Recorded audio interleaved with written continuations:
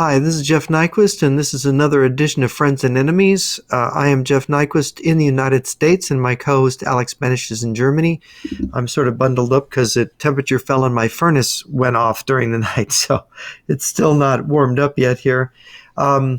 We've had a week where Trump has made some very disturbing statements about Ukraine being responsible for the war, Zelensky being a dictator, Zelensky being 4%, only having 4% popularity or support in his country, when his numbers, I think his numbers right now are between 57 and 62%, depending on which poll you use. You know, there's by no means is Zelensky unpopular in that regard, but these bizarre statements, as if President Trump were living in an anti-reality bubble.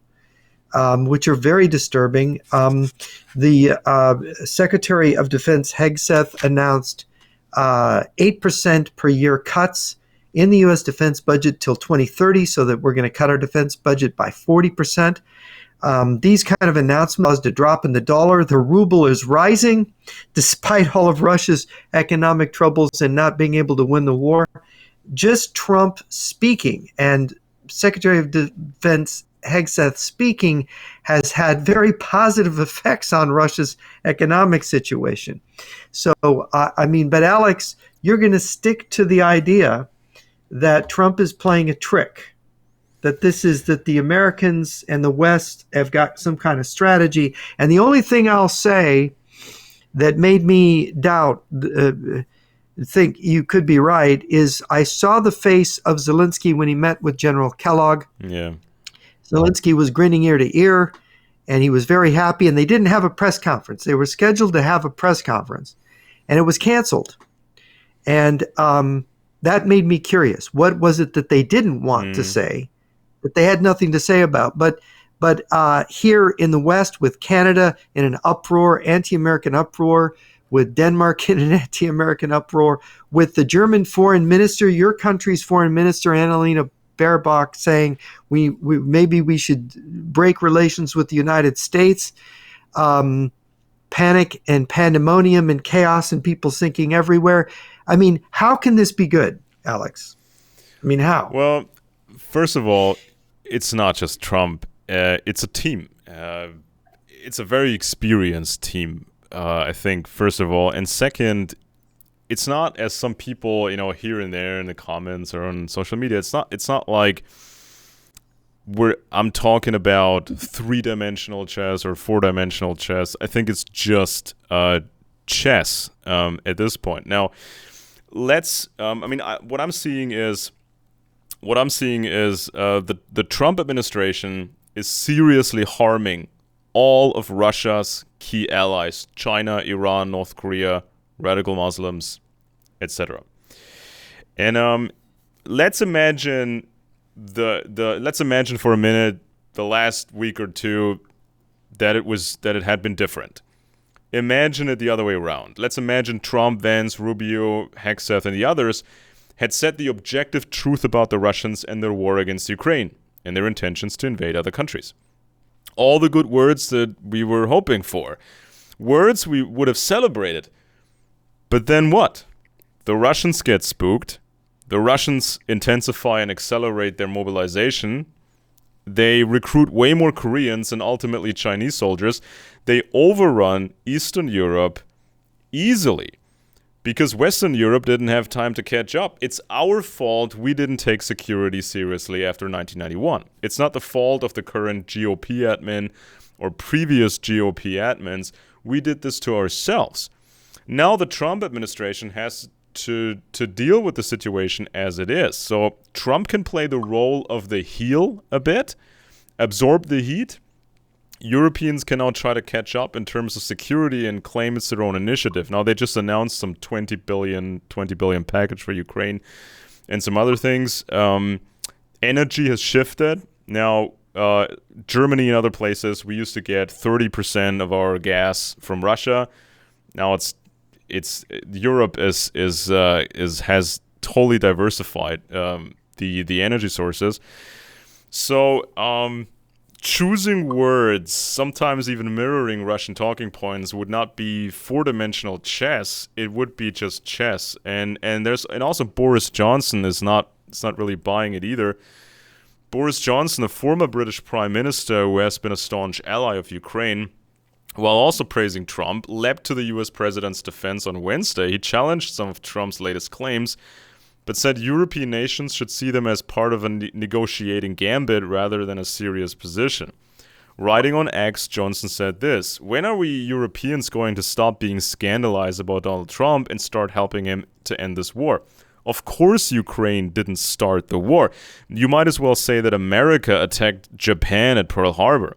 Of course a country undergoing a violent invasion should not be staging elections. There was no general election in the UK from 1935 to 1945. Of course Zelensky's ratings are not 4%, they're actually about the same as Trump's." But Boris Johnson, former Prime Minister of Great Britain, added, "Trump's statements are not intended to be historically accurate, but to shock Europeans into action." So, it seems like NATO has to stall for time. So you believe Boris Johnson is giving the correct analysis? I think his instincts are correct on this. And I think he saw the numbers when he was prime minister, and now, of course, he's still connected. He understands how small the British armed forces are, how terrible the German armed forces are, and the French and Poland is kind of catching up and all that. But all in all, we don't have the soldiers. We just don't have the soldiers. And if there's 500,000 Koreans coming, if there's 1 million Chinese coming into Ukraine, there's no way to handle it. You can add more Javelin rockets, you can get more drones, and you can get more Leopard tanks, but it's just not enough against an overwhelming force coming from the east. So I think strategically the only option now is say things to confuse the world, and B, get some sort of an intermediate deal about Ukraine, and then try to catch up, including Europe, because there's something bigger coming one way or the other. So I think that a deal that might come, and oh, by the way, the minerals deal between the United States and Ukraine seems to be back on. So first there was the announcement, it's going to happen in a few days, it's going to be signed. Then Zelensky said, wait a minute, we didn't get time to read it. Now there was a meeting with Kellogg, and now it's been reported that the deal is back on, which is interesting. So there will be some deal about Ukraine, but I think anybody who's experienced, like the new head of the Joint Chiefs of Staff that's been announced, who seems like a legit hawk, somebody who knows what he's doing. He's been a fighter pilot. He's done liaison work with the CIA, so he has a broad spectrum. I think these people of this caliber, they understand that something bigger is coming. The Russians, they need to expand. China desperately needs to expand. So any deal we will see about Ukraine, I think, is just going to be stalling a bit. NATO says big stuff is coming in 2029. So if we see a deal now about Ukraine, there will still be probably a bigger conflict in 2029. So I'm still not convinced that the words from these Trump admin officials, I don't think these words outweigh the actions that we're seeing. You know, building this infrastructure, this military expanded partnership in Asia, that in the Philippines with Japan, and obviously the Europeans know we have to deal with the Russians for the most part, and the United States will focus on China. So I don't think the words really outweigh the actions. But I mean, I totally agree. These words were grotesque. I mean, but it's been Trump's style, and General Kellogg has said that it's always worked in the favor of the United States for the most part, because it confuses everybody, and that's a good thing. You know, that's what Kellogg said. So who knows if these tweets and some other statements are actually written by Trump, if this is a group effort and they come up with a text and they say, okay, this will serve a certain purpose, let's go with this text. And then it's on Trump's X account or other social media accounts, and everybody's hyper-focused on Trump again. And nobody's quite seeing how America is systematically hurting every key ally of Russia. How is America's hurting Iran and China and North Korea and Cuba and Venezuela and Nicaragua and the Congo and South Africa, and all of these are the real allies of Russia. So can you explain this to me now?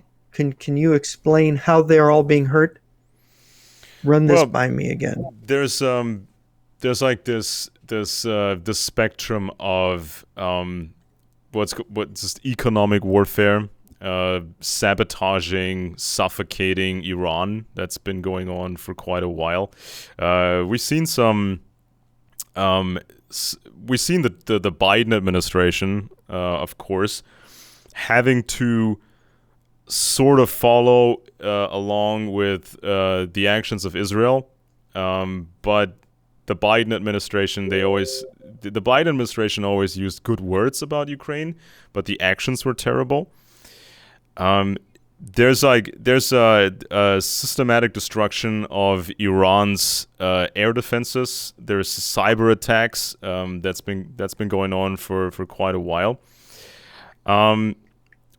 Then you see the possibility of South Korean nuclear weapons, and there's a Japanese option for nuclear weapons. It wouldn't be sanctioned officially by anybody, probably, especially not the agreed international law, non-proliferation law, but certainly South Korea can make nuclear weapons. Japan can make nuclear weapons.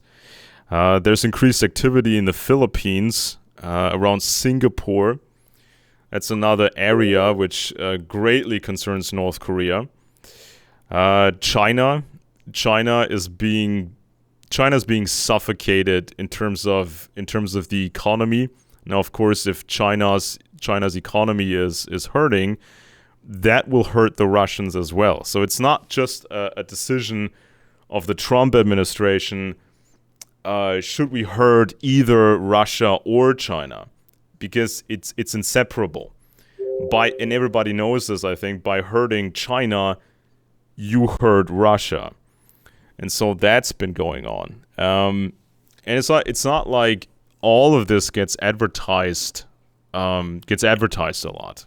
I think that if we follow certain cases and we get enough of these bits of information, I think we're seeing an interesting trend. And even when we're dealing with the situation of traditional moles, complete traitors to the United States, I think that, and you mentioned this in the last episode, it's quite dangerous in recent years to put that target on your back, to meet with certain Russians, to repeat certain talking points, be on certain shows, and just following that established pattern that's easy to recognize. So even if we're dealing with high-placed moles, I think if moles are in place and they talk a certain way, they act a certain way, I think they're easier to spot, right? Because they all sound the same, really. If somebody's pro-Russian, this person will sound like virtually anybody else who is pro-Russian. And over the years, if the American intelligence community, if the American intelligence community has been following the Russian playbook in action,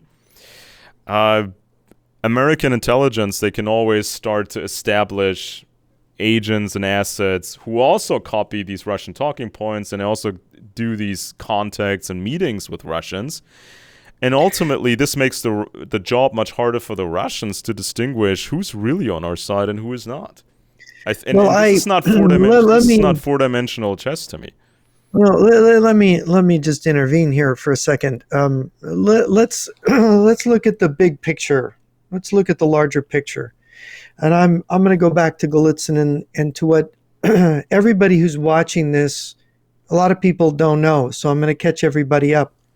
I wrote a book. I started writing it before the fall of the Berlin Wall, more than 2 years beforehand. The book is called Origins of the Fourth World War. The book was not published until I self-published in 1998, and WorldNet Daily Press picked it up and published a second edition in 1999.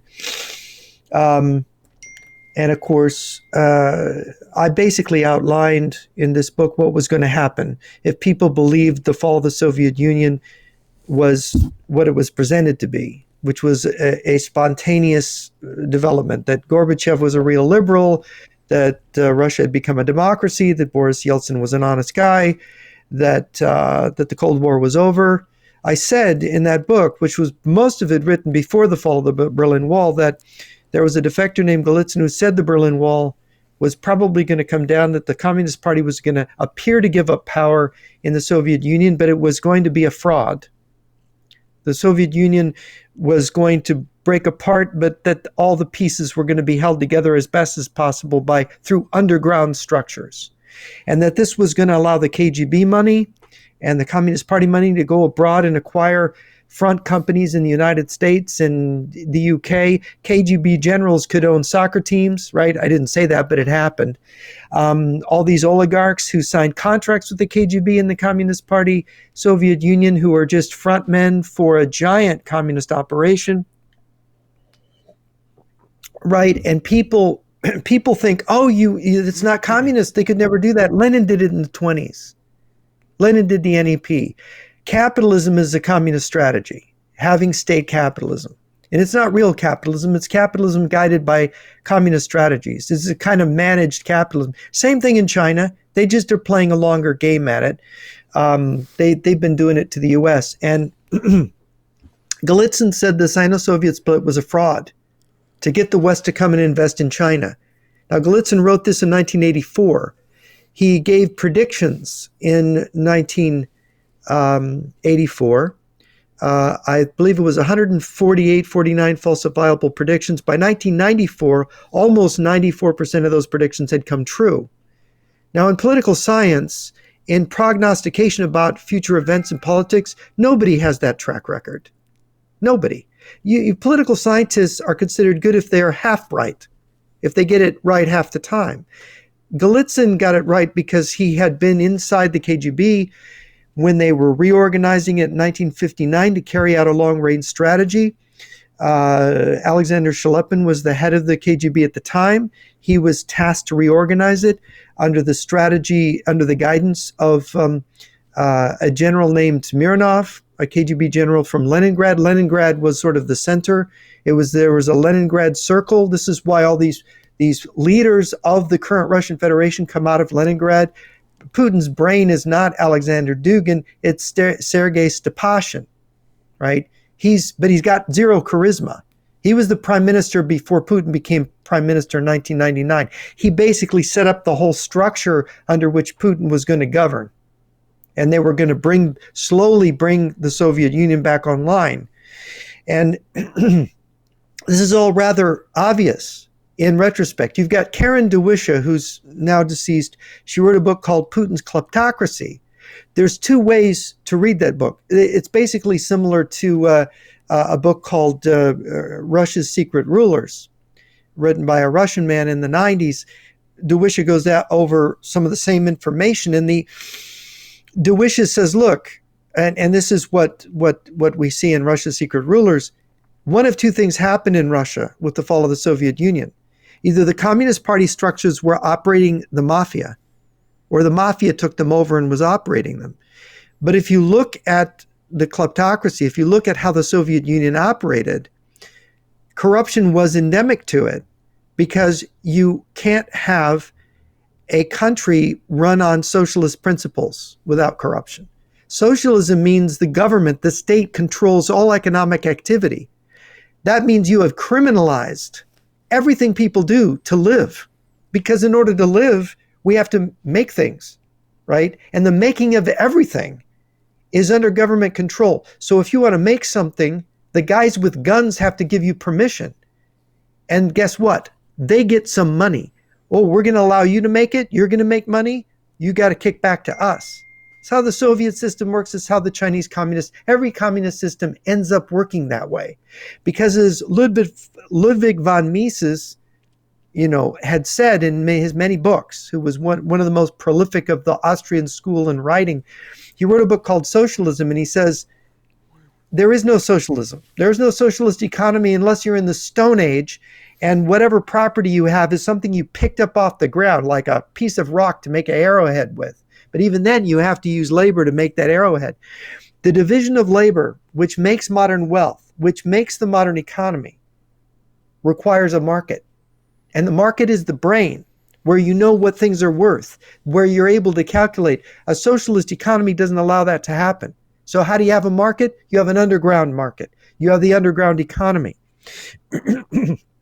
So there was never, Lenin recognized this when the Soviet economy, well, it wasn't Soviet, it was the Russian Socialist Federation at the time. When it collapsed at the end of the Civil War, it was collapsed throughout the Russian Civil War in the early 1920s. He said, we have to retreat into state capitalism. We have to allow people to buy and sell. We have to let the farmers make profit from their grain. Later, they killed off the kulaks, but they let it happen because they had to build up their economy before they could plunder it. And it's sort of like fattening a cow, right? You fatten the cow, you slaughter it, you have the meat. That's the way they look at the West. That's the way they look at everything. And so they have been fattening themselves by pretending to be capitalists, by pretending to be our friends, both Russia and China. They fatten themselves. They've built up their military, and now they're ready to come after us. They have nuclear weapons. This is the big picture. I think there's a twofold reason why the important defectors like Golitsyn and others, why they had been canned, why they had been put on the bench or even canned. And I think there's a twofold reason. Angleton at the CIA had been canned, and I think there's a twofold reason. There's a twofold reason why high-ranking Republican, high-ranking military planners would avoid mentioning that they are familiar with your work. I think it's always I think high-ranking planners in the U.S. are familiar with your work, but they would never publicly admit that. And I think there's a twofold reason why Angleton was canned, defectors were canned, your career was hampered. They did not want you. They did not want you to be the next Angleton. And I think part one of the twofold reason is the mole situation. We were familiar with that. But I think the other part of that twofold reason is, I think high-ranking people in the U.S., they understood it at some point. They understood Angleton. They understood you. Let me. But admitting that would completely destroy the advantage by understanding. Well, okay. So that might be one possibility. I give that a 5% chance of being true. Could be true. I give it a small chance. And I had this conversation with the former head of CIA, Counterintelligence, James Olson. I had this conversation 24 years ago, almost now, when I went to the George Bush Center where he was a professor. I think he's still alive. I think he's around 90. Very gracious man. And he taught classes at Texas A&M on this whole deception war of the moles CIA history. And he was distinguished. He worked in the CIA in Prague, Czechoslovakia, and in Moscow. He was famous for pulling off manhole cover, going underneath and figuring out how to tap into the phone system, right? And people in the CIA believed that they had genuinely got information this way. But anyway, when I talked to him in person, he was very pleased to meet you. I read your stuff all the time. Langley, the CIA headquarters, sends me your stuff. They say, and this is 25. They say your stuff is brilliant, but they totally disagree with you. You're wrong, right? That was 25 years ago. Okay, so I'm just telling you. And the thing is that he couldn't say exactly who was sending, who was doing the sending, and who was sort of saying, "Shut this Nyquist guy has to shut up. We don't want any Nyquist." Well, at the time, talk. my website. This is another funny thing. I looked at my website, and to see where the most of my readers were, and the biggest single state of the union where I had readers was Virginia. Mm-hmm. Right? That's where the CIA headquarters are. Yeah. So, I mean, but I looked at this and then somebody said, well, the way you're set up, it would naturally do that for some technical reason. I don't remember what. But like I say, but I talked to a friend who was really connected to military intelligence. And he was a very knowledgeable guy. He'd become an economic analyst. And I said to him, what do you think of this? I told him about what the former head of CIA counterintelligence told me. I told him what these other folks had told me. And he said, Jeff, they don't understand. They don't agree with you. There is no secret strategy. Believe me, they're stupid. They don't know what they're doing. And it was Robert Buchar came to me, the Czech cinematographer. He was teaching in Chicago. He had worked in the office of the Czech president in 1978 before he defected. And Robert said, Robert, and by the way, while I'm talking, I just sent you on Skype a link to Alexander Dugin's chief follower in Germany writing about all this. So take a look at that if you can. But what I want to say is that Robert came to see me. He flew all the way out to Northern California, and we spent a whole weekend together because he wanted to talk to me. He wanted to get leads to do a documentary. I appeared in it, and he wrote a book which I helped to edit, called "In Reality Be Damned" is the title of the book. But his documentary, he had gotten former Vaclav Havel bodyguards. He had gotten STB, a former STB official, on camera saying, Moscow ordered the Velvet Revolution. And this STB guy said, I'm the dead body, the one casualty of the Velvet Revolution. I pretended to be a dead student who was killed. They gave me an airplane ticket to Moscow. I didn't take it. He had spectacular stuff. Nobody wanted to touch it with a 10-foot pole. I helped get him. I introduced him to James Olsen. I introduced him to where he got an interview with Robert Gates, who was then, before he had become defense secretary, head of Texas A&M, the George Bush Center. Robert Gates, the former CIA director. I got him connected to people, to other people. I really tried to get him connected to Alexander Litvinenko. That would have been great because it was just before Litvinenko was murdered. Litvinenko was talked out of it because he'd had such bad experience having people put cameras in front of him. And that was really regrettable. And I guess Bukovsky, who agreed, Vladimir Bukovsky, who appears in it, said that, Alexander Sasha is he's just done with the press and the media right now. Spooked, yeah. But you see, what he discovered, Robert said, I said, Robert, when you do this, you're gonna find out that the CIA people, he said, there must be a strategy. The Americans must really be on top. And I said, Robert, you're gonna find out that they don't understand. And he said, he thought I was wrong. He goes to Texas, he meets Gates, sits down with Gates, of course, Olsen would not be interviewed. He comes back from that meeting And he calls me up and he goes, "You're right. They're stupid. They don't understand." Because Robert found out that James Olson was in Prague when Robert was working for the office of the Czech president, and everybody in that office knew they were planning a liberalization in 1978, that they were getting ready to change into a democracy, and they were setting up the structures. And he said, so he's having dinner with this former head of CIA counterintelligence who was working counterintelligence in Czechia at the time, and Robert asked him, so when did you find out that they were going to fake democracy and collapse? And Olson said, well, we never found that out. We never learned that.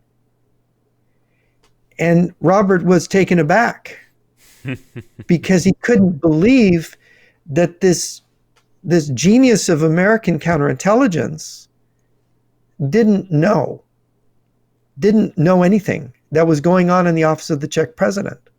Why? Because everything was being fed to them. They knew when he tapped into those phone lines, they knew he was doing it. They made sure that the Americans received all the information they did. But, you can be sure that we got genuine intelligence, right, from Russia. But you know what? The analysts would have cleaned it out. They would have never allowed it to reach the president. If there was evidence that there was a Soviet deception, that Golitsyn was right, they would have never allowed it up. And I'll tell you another story. I'll tell you why. I was in graduate school. I wanted to work for the CIA. I applied. They wouldn't even interview me. Mm-hmm. Now I have top grades. I'm in the third most prestigious graduate program in political science in the United States, UC Irvine, with the most prestigious academic staff. We were behind the John F. Kennedy School of Government and Stanford. We were three behind them. They wouldn't give me an interview. Right? I'm in this premier program. You'd think they'd give me, and I actually called them. I said, I filled out all the paperwork. I wanted to get an interview. You won't even talk to me? No, we're only interested in hiring women and minorities. Right? Wokeism. Back then, 1987. So it's like, and I knew who those people were they were interviewing, and they were communists. I knew one of the women. Still, she was a lesbian, right? Still, the United States is number one. Somehow, they've been because of the momentum from the past. But you see, you're forgetting the infiltration. I mean, if you talk to Dr. Li Min Yang or Mr. Wang of Luda Media, they will all the anti-Chinese, anti-communist Chinese organizations in the United States. They're loaded up with just about every Chinese national in those organizations is a CCP agent. That's what Li Mingyan, and they try to recruit Li Mingyan, right? Everything, the Falun Gong movement is full of Chinese agents. It's like Operation Trust, right? It's the same thing. And there's lots, not to say there's lots of good, honest people in the Falun Gong and in those movements, but the problem is they're infiltrated. You turn to the right, you turn to the left, there's agents. Why? Because, Alex, if you and I put out a shingle to make an organization to fight communism, the communists would come flooding into that organization with money and cash and smiles and saying we're the best thing since sliced bread, and they would overwhelm us in our own organization and take it over, or at least influence it. And that's what happened with MAGA, by the way. That's my notion of why the president is talking like this. And that's so, okay, Alex, let's say you're right. Let's say there's this secret, that W. Bush was the head of a secret CIA behind the CIA back in the early 70s, like the schizophrenic taxi cab driver alleged to me 35 years ago. Let's say that's true. Think about it. It's strategy. You are going to allow the CIA to continue to operate as the premier agency, knowing that it's mulled out, running a secret scam behind the scenes, allowing the communists to infiltrate the United States, to infiltrate our to take over the Democratic Party, to lure all these major corporations into China, where the heads of the corporations themselves become completely absorbed in wait a minute, we just invested, $3 trillion in China, and this is our investment, and we've got all our capital in China, and we've got the factories there. We've built up China.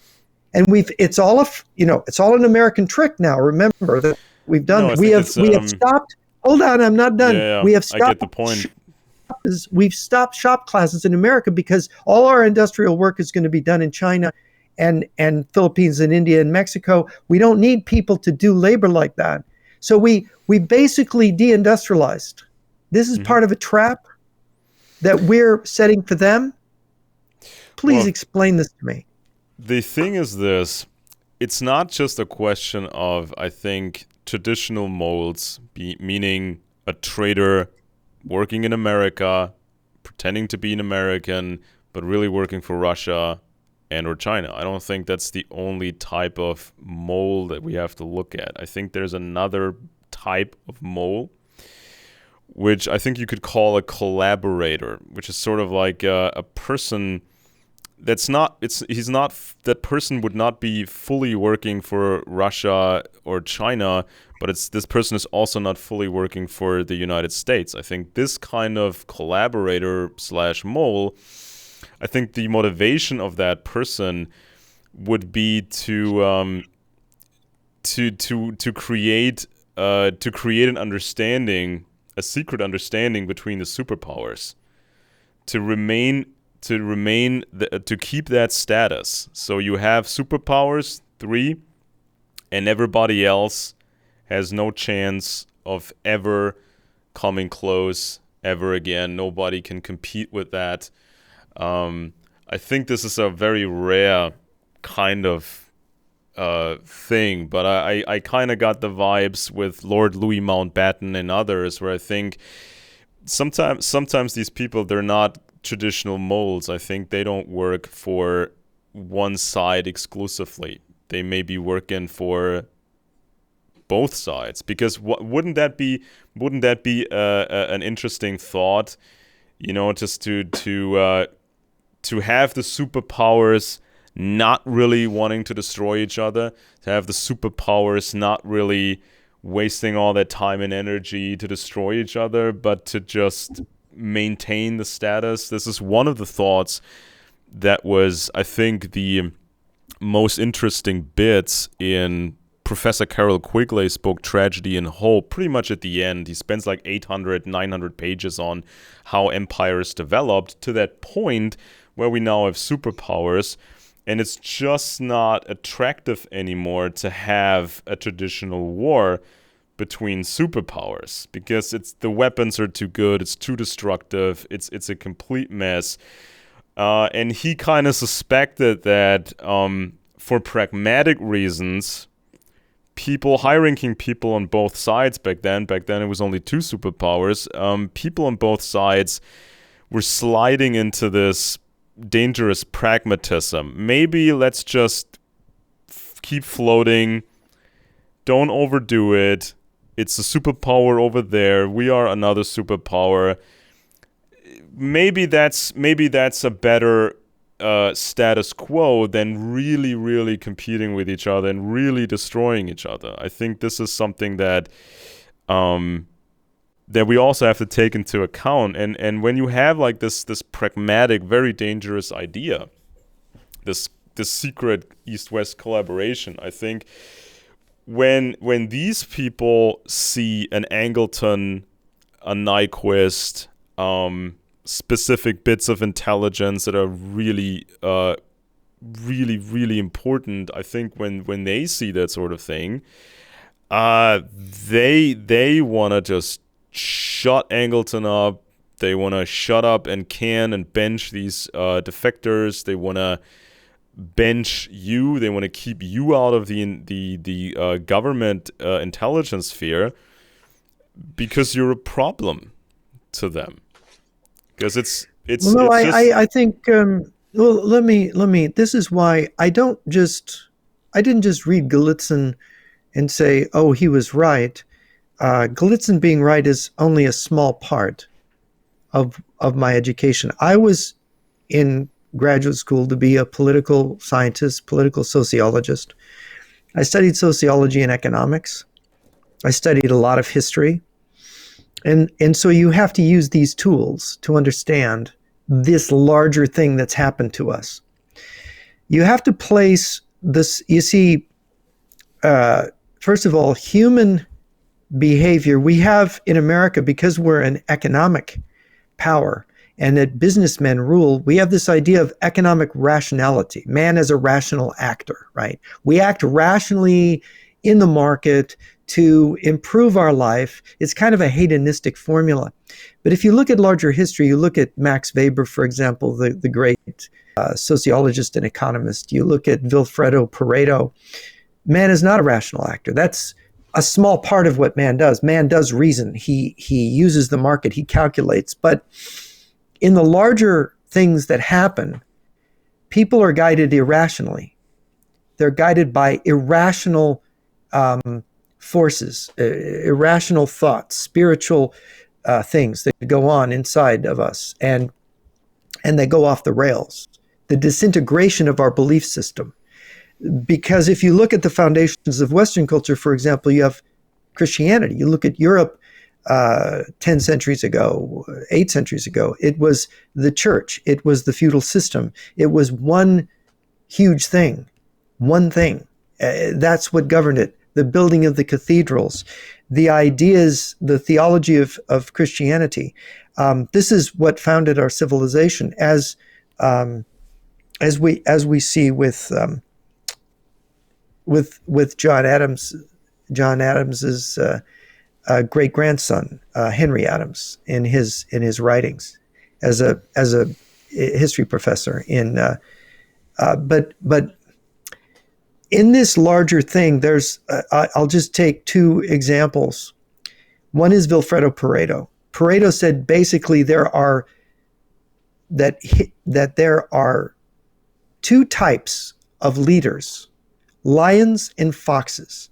And at the beginning of a civilization, the lions predominate. And the lions, they're not too smart. They're like Trump. They're bold and they're brash and they're courageous, but they're not very smart. But as the lions succeed, as civilization establishes itself, the foxes come in, the calculators. And the foxes outnumber the lions, and they think these lions are stupid. We need to get rid of them. And so what happens is the lions start to get locked out. And the foxes take over everything. And the foxes believe you can do everything by talking. Well, Trump is also a talker too. Is he really a lion? Everything by negotiation, everything by talking. So you end up at the end of the Roman Empire with a bureaucracy of these foxes who are bribing the Germanic barbarians not to invade the empire. Here, we'll give them cash. We'll give them gold. They won't invade. Eventually, they take the money and they think, why are these people giving us money? Can they stop us if we invade? I guess we'll just invade. And what happens is that the foxes, they don't really believe in anything. They don't believe in the ancient faith, which was in the Roman Empire, the pagan cults of the empire that made it. You know, the belief in Mars. We are the sons of Mars, the Roman soldiers. It collapses because the pagan soldiers are looking at a Christian emperor and saying, why will we fight for him? He just destroyed all our temples and murdered our priests and outlawed our religion. Why are we going to fight for him? So they collapsed, right? And so now you go to today, modern civilization, we had these bold, not super rational believers in the system, in the irrational, you would call them irrational beliefs that formed the system. And then you had all these foxes emerging on top, cynical people who believe in negotiating, they don't believe in war. They're afraid of it. Oh, war is irrational. We can't have any wars anymore. Oh, nuclear war is the most irrational war of all. We're going to talk and talk and talk. And those missiles are going to look pretty over there, standing over there, being a deterrent. Nobody's ever going to use them. In fact, it doesn't even matter if they don't work. As long as people think they work, they'll work. So all we need to do is talk and make an agreement. And we can bribe the barbarians. We can build up China and offer them our markets, and we can offer deals to Russia, and then we can divide them with these deals. Well, we can offer the deal. And so you see, Pareto said, this is the end of civilization when the foxes predominate. That's one sociological model. Yeah. To me, counterintelligence comes first. This is This is the core. Counterintelligence comes first. So we find moles, we find out the way they're operating, we find out exactly what they're doing, we learn their pattern, we hunt them down one after the other. And when we do that, sometimes we might find out that one or another of these moles was actually a double agent. That's kind of the natural way of dealing with intelligence. And I think if we hunt down enough moles and we just analyze and destroy their way of operating, we may or may not find what I think are collaborators, a different kind of mole. And I think that when Klaus Fuchs, and we talked about this in an episode, and we talked about the silly books and movies that have been made recently about the atomic spies, especially Oppenheimer, this terrible movie that painted Oppenheimer as the good little victim in all of this. But I think when Klaus Fuchs stole the atomic secrets, I think this when he stole the atomic secrets, I think it increased dramatically the probability or the emergence of these collaborators, because once the Soviet Union was able to make nuclear warheads, and they were also, of course, capable of making biological weapons and chemical weapons. What use is a traditional war any longer? Right? I mean, for an you're experienced assuming that person, you're assuming that war isn't inevitable, that wars happen regardless of people's intentions. sure. You look at World War II. Nobody intended a world war except maybe Stalin, and everybody stumbled into it. And in the war that Stalin got, almost killed him. So it wasn't exactly Yes. what he intended either. Yes. So And it's fun. I don't think Yeah. I don't think there should be a secret East-West collaboration. I don't think it's inevitable. Yeah. I disagree with the You don't think war is inevitable? no. It's like the thing that Quigley said and stuff we've seen with Lord Louis Mountbatten, where this idea that it makes no sense to have a third world war with nuclear weapons and biological chemical weapons. Yeah, It's just because too they're messy. foxes. They're Let's- foxes and they're not lions. Let's just have Right? this idea of let's just make a secret cartel or an implicit cartel, maintain the status as a superpower, and then just keep floating, right? And build each other up a little bit, and keep an eye on each other, but not really engage, not really destroy the other side and get destroyed in return. I think that's an incredibly dangerous idea. I don't think that's inevitable. But if we do it enough, was the status quo. It was the status quo. And now let me see. You are saying that, in a way, that counterintelligence is upstream from everything else, and that's interesting. That is what they believe in Moscow, but there. I'm going to turn to Jakob Burckhardt, your fellow German, Swiss German. Burckhardt wrote in his posthumous notes that were published under two different translations of Force and Freedom is one of them. He said that now in America, it's famous that culture is upstream from politics. Whatever is culturally given is going to determine the politics. And I would agree with you that in Russia and China, counterintelligence intrigue of the party is upstream from politics. But in the West, it's not. And Burckhardt had this interesting analysis of history, of civilization. Burckhardt said there were three elements that make a civilization. One was culture, which of course is how America works. Culture is dominant here. The other element is government. And the third element is the church, the belief system that's maintained. And that could be the Communist Party is like a church. In And so the church spiritualizes or orients man intellectually and spiritually. The government defends man, it protects him from enemies, foreign and domestic. And the government includes this counterintelligence element. And then, but the culture produces the goods, the ideas, the art, the beauty. The culture is everything else, is the economy. Stupid, right? We say it's the economy, stupid. Or from back in the election of 1992 when Clinton got in, it's the economy, stupid. This is very American. This is very Western. So what Burckhardt was saying, if you go back to his letters and his writings, he said, look, what is going to happen to Europe? It's going to become a culture power like America, and it's going to all be about money, because the ultimate cultural weapon is money. And democracy is the culture, is this political system of culture. Why? Because money then determines the winner of the election. Money is the ultimate arbitrator. Now then, Burckhardt said, what you need is a balance between church, state, and culture.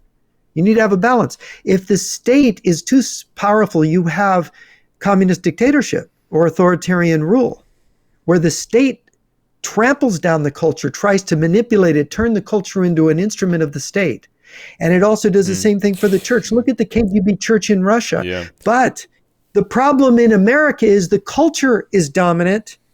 And so the culture now distorts the state. So the state doesn't defend. The state serves culture. Well, and also the church becomes the Jesus business.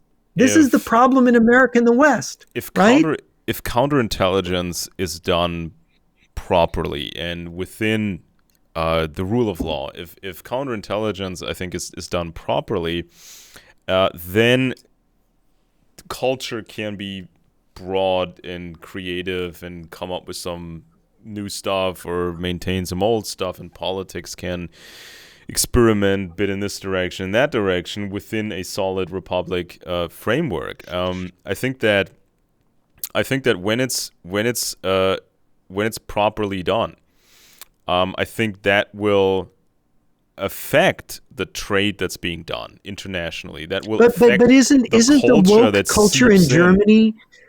Excuse me, but isn't the woke culture in Germany, isn't the sick culture of Germany that's dominant preventing that from being possible in Germany? And I would suggest to a lesser degree in the United States. Isn't the culture itself become a problem that blocks us? We want to enjoy our culture. We don't want to fight a war, right? But isn't intelligence affecting foreign intelligence affecting our culture? I mean, not exclusively, but if we look at when it all went completely downhill in Germany or Western Germany, this was in the 60s, the late 60s, when the left was, and directed by Moscow, of course, the left was in possession not just of an intelligence, capable intelligence services. They also had a firm grasp on human psychology, and they had quite a bit of data on Germans as well. So they knew what you could inject into Germany in terms of poisonous culture. So this was an intelligence operation masquerading as culture. And so they were telling these young people, okay, let me interrupt you and ask you a question. Church sucks and all this stuff. Let me ask you a question that's very important at this point. If what I'm saying is correct, and culture was dominant, there was no balance between culture and the state. The state's defending us. How would it be possible for the Soviet Foreign Intelligence Service to inject poison in our culture if our state was strong? Our culture is so strong that our state is weak, and that our look at religion. You remember Burckhardt. Religion, church, state, and culture. What's weak? Our state is weak. That's why they could inject poison into our culture. Our culture was so strong, but our state was not defending us. That's what allowed the Russians to be able to inject the poison through their counterculture movement. Once foreign intelligence has a breakthrough success, now this could be something like Klaus Fuchs stealing atomic secrets, or this could be recruiting high-ranking mole or more high-ranking moles in Western Germany, and now you can just really push forward. But what made that possible to begin with? Why were we so weak that these people could be recruited? Why did we have such weak counterintelligence? Every breakthrough, and I think the atomic secrets was, I think, the watershed moment. Once that happened, in the motivation on both sides, East and West, I think the motivation was, or the motivation became bigger, or the allure became bigger of doing some strange and very dangerous East-West collaboration, because we lost the atomic secrets, now they're making nuclear wars in Russia. That's awful. We just figured out we just assumed they have, high-ranking moles in our ranks, and we just caught a mole, and it was terrible. He's just shredding our efforts. Well, let me interject here about the big mole. Every success of foreign intelligence, I think, increases the allure of having a secret East-West collaboration. Yeah, well, now is the moment to quote James Angleton. James Angleton was the great mole hunter. He was attacked for being a mole hunter, for being a paranoid. Joseph Treno wrote a book, The Secret History of the CIA, where he did a bunch of interviews with Angleton before Angleton's death. Angleton was dying of cancer. And Angleton told Treno, I wasted my life. Americans can't do counterintelligence. Culturally, they're not able to do it. They don't have the mentality to do it. And then he said that he implied that his boss, Alan Dulles, that he'd made a deal with his boss not to subject him and his cronies to lie detectors, and that they had taken Nazi gold or whatever during World War II when it was the OSS, and that they were too arrogant to think the Soviets knew about it. And in other words, they were subject to blackmail.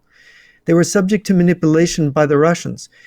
But you see, the focus in the West is, how much money do I make? Right? That's a cultural thing. And the focus on the West is your prestige. In that regard, is that these were Wall Street people. Alan Dulles was a Wall Street lawyer.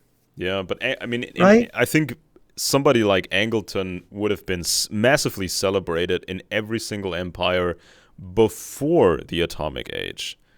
Before things got different.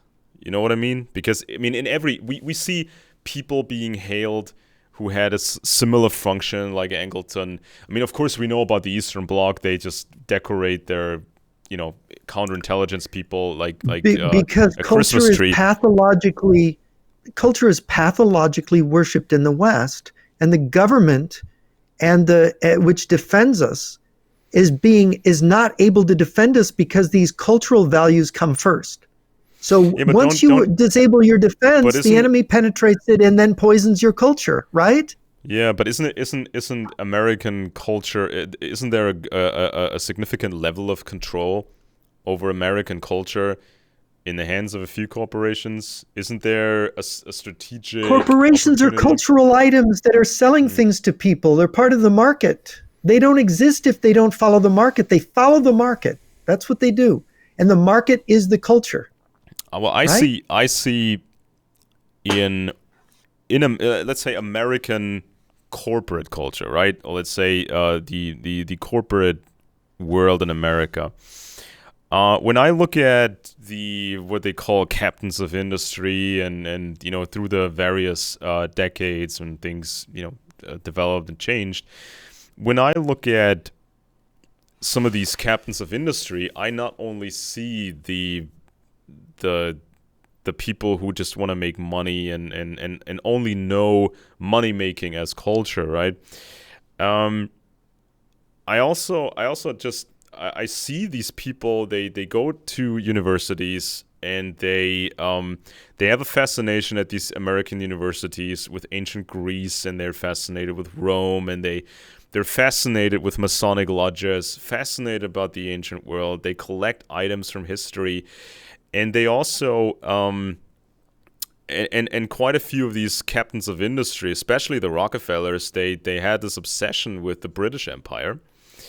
And of course, the British Empire, they were obsessed, or leadership was obsessed for a long time with the ancient world and how culture works, all the stuff that the great philosophers of the ancient world were writing about. The things that you explained so well on this show.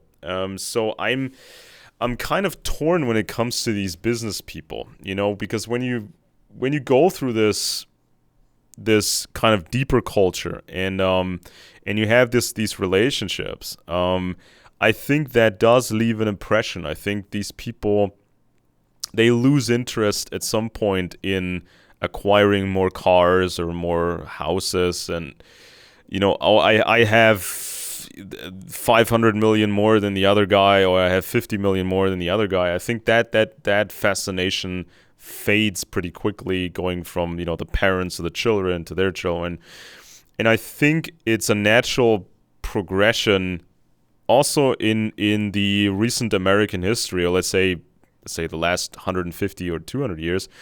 I think this is a natural progression when these people start to look for more. They want to shape the future and maybe, I don't mean this literally, immortalize themselves, or try to connect with the ancient world, try to continue the ancient world.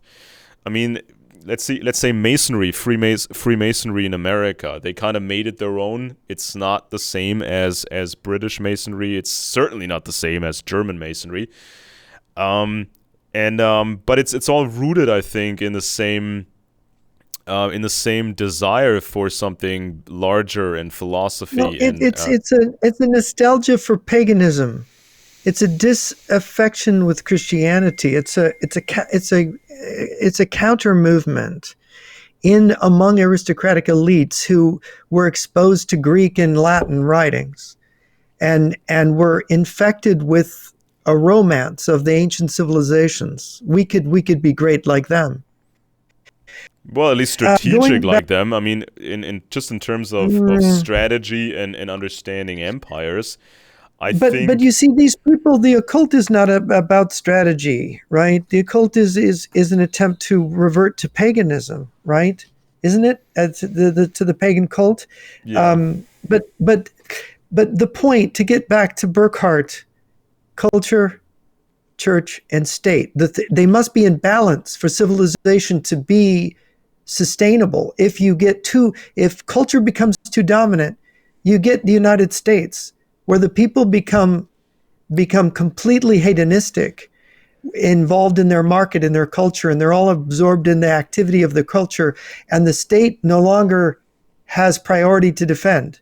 The defense is compromised.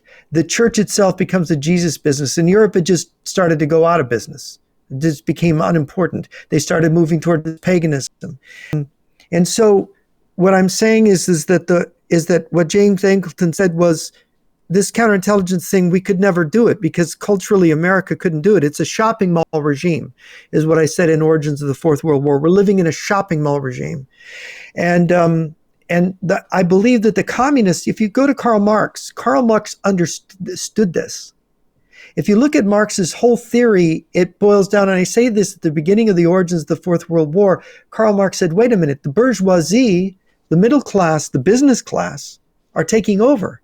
The aristocrats, the military aristocracy. Europe was really ruled by aristocracy by a military class. That's what the aristocracy originally was. They were the knights in shining armor, the barons, the dukes. They were the fighters, right? And so they were instilled with the old, and they liked the Romans because the Romans were the sons of Mars. They were the fighters. So they were instilled with this idea, this fighting idea. But the problem is democracy. Oh no, we have to have equality. Okay, if you have equality and the aristocrats their function as statecraft in war is taken away from the aristocrats. They have no function anymore in Europe. It's taken away in America. So who then comes into control of politics? The businessmen, the bourgeoisie. And what does the bourgeoisie do? They make everything about business, and they want democracy, because in democracy, the businessmen throw their money at the candidate and they get to choose who gets to be the rulers, and they get to choose how the laws are made, right? And so Karl Marx understood this. And so what Karl Marx said is, now, of course, we know, as Thomas Babington Macaulay, the great Whig historian of England, said, this is great. A rising tide lifts all boats. The bourgeoisie's influence in politics is making everyone wealthy. It's getting rid of poverty. It's making this tremendous economic growth. And of course, Macaulay was right. We had tremendous economic growth. The Industrial Revolution came out of it. It increased the standard of living. But Marx said, no, that's no good. And Marx had this formula he took from Hegel. And he says in the 18th Brumaire of Louis Napoleon that Marx wrote about the situation in France in the 1840s.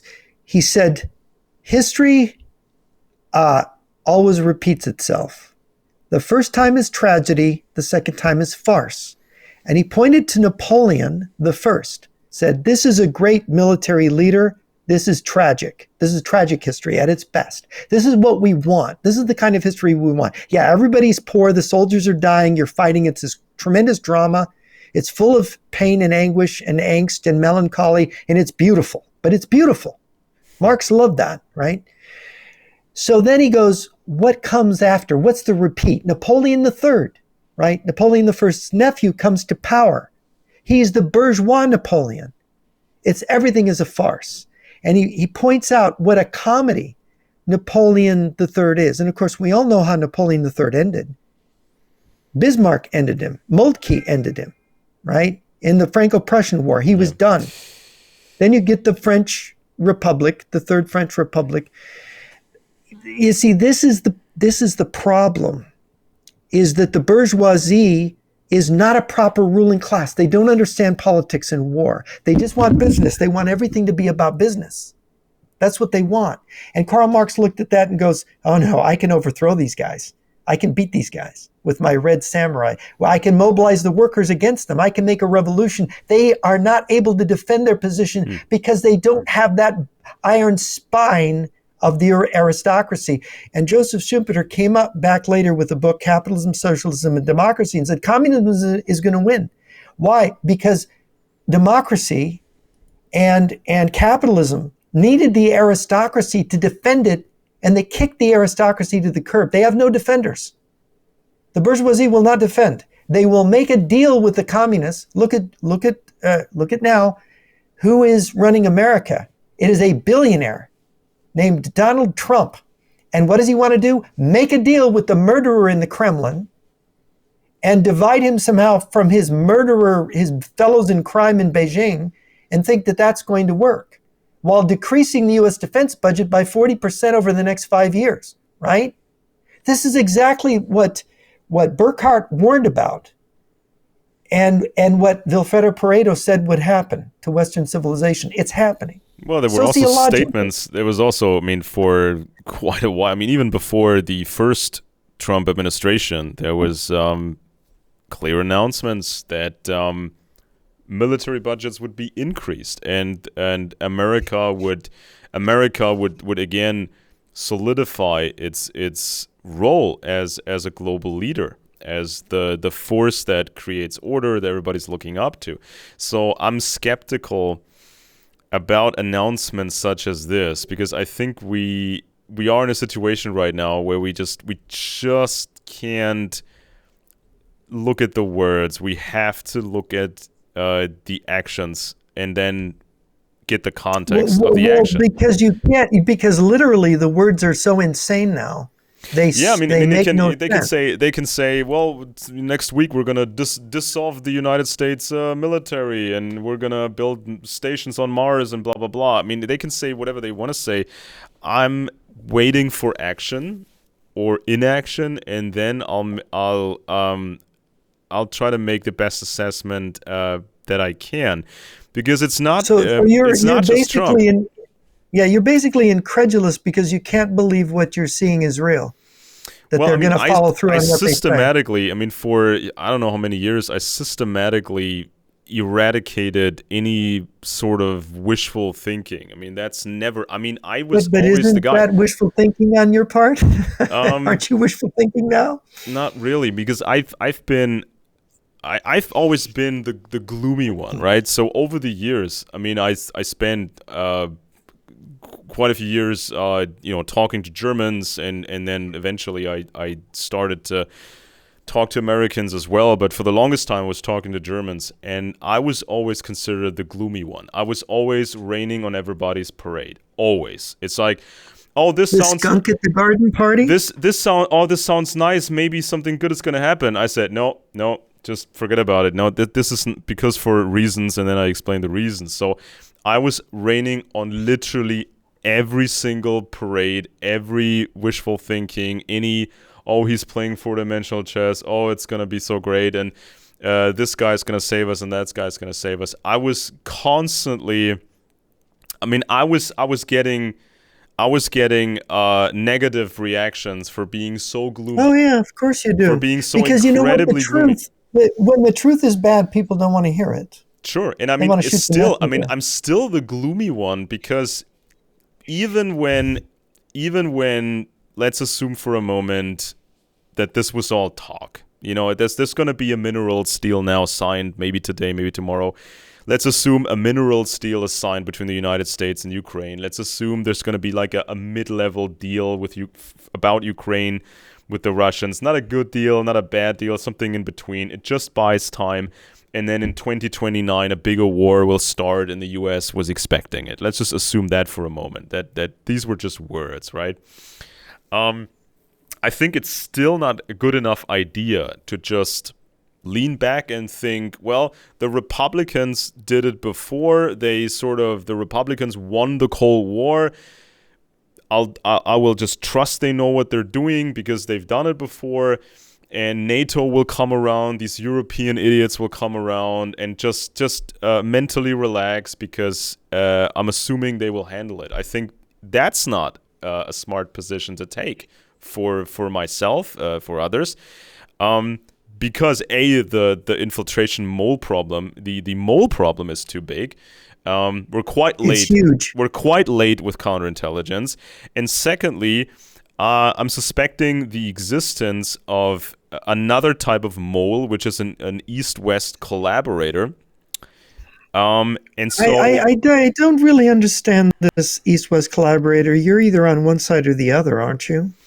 Well, we saw cartels happening with mafia groups. We saw cartels happening with empires in Europe. They would try to create a multinational structure, create a camp, or smaller bits in Europe, especially in Germany. Smaller bits would band together and stick together for a long, long time. Then these families took over England. So I think that the inclination to have a cartel is very alluring to some people. I think it's massively dangerous.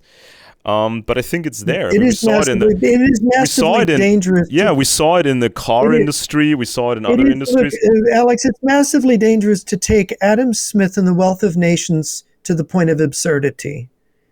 To think that man is an economic animal, a homo economicus, who then can create the perfect Epicurean society. Adam Smith in the original version of the theory of moral sentiment said there's two kinds of people. They're either Epicureans or Stoics. Yep. And the problem with history, said Adam Smith in this original version, is that it's been run by the Stoics, the warrior aristocrats. So history has been full of war because of that.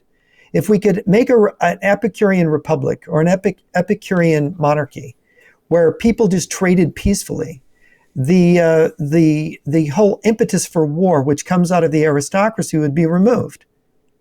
Now Adam Smith, in his old age, rewrote this book because he suddenly realized, and people pointed out to him, there was a moral problem with this book. And of course, something called the 7 Years' War had happened in the meantime, and they realized that empire or that military things were actually of equal importance, that you couldn't just have an Epicurean republic. You needed both the Stoic and the Epicurean to make a complete society. But we don't. We're Epicureans to the nth degree. You know that they're doing construction all around my house, and there's no white people doing it. It's all Mexicans. Right? Because white people don't want to stand all day with a hammer in their hand because it's too hard.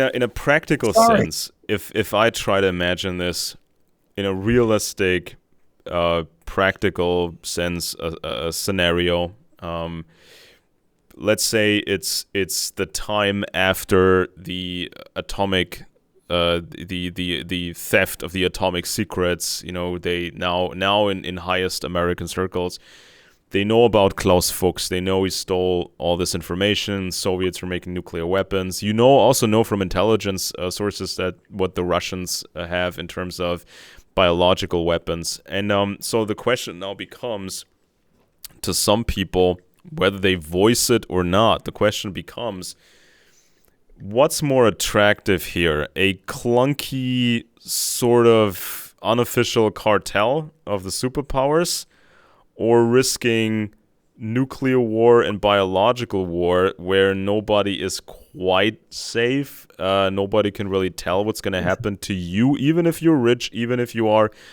a powerful person in government. Where are your children? Are they at university? What happens when a nuclear missile hits? What happens if smallpox pops up everywhere? What is the more attractive option here? A clunky, sick cartel, quasi-cartel that has to remain secret, or nuclear death or biological weapons? What seems to be the lesser. Well, the you're lesser suggesting problem? you're suggesting the kleptocracy has corrupted the communist elite and making them into their own kind of bourgeoisie. But we forget that the aristocrats of the medieval time, the medieval warriors, they were also wealthy. They were the wealthy class who were focused on war. And that even though they were born in wealth and privilege, these people basically trained their sons to be on horseback. You think of the Iron Duke, the last great aristocrat of the West, the Iron Duke, the Duke of Wellington, sitting at Waterloo on his horse. A guy to the left of him, cannonball goes right by his horse, takes his leg clean off, falls off his horse.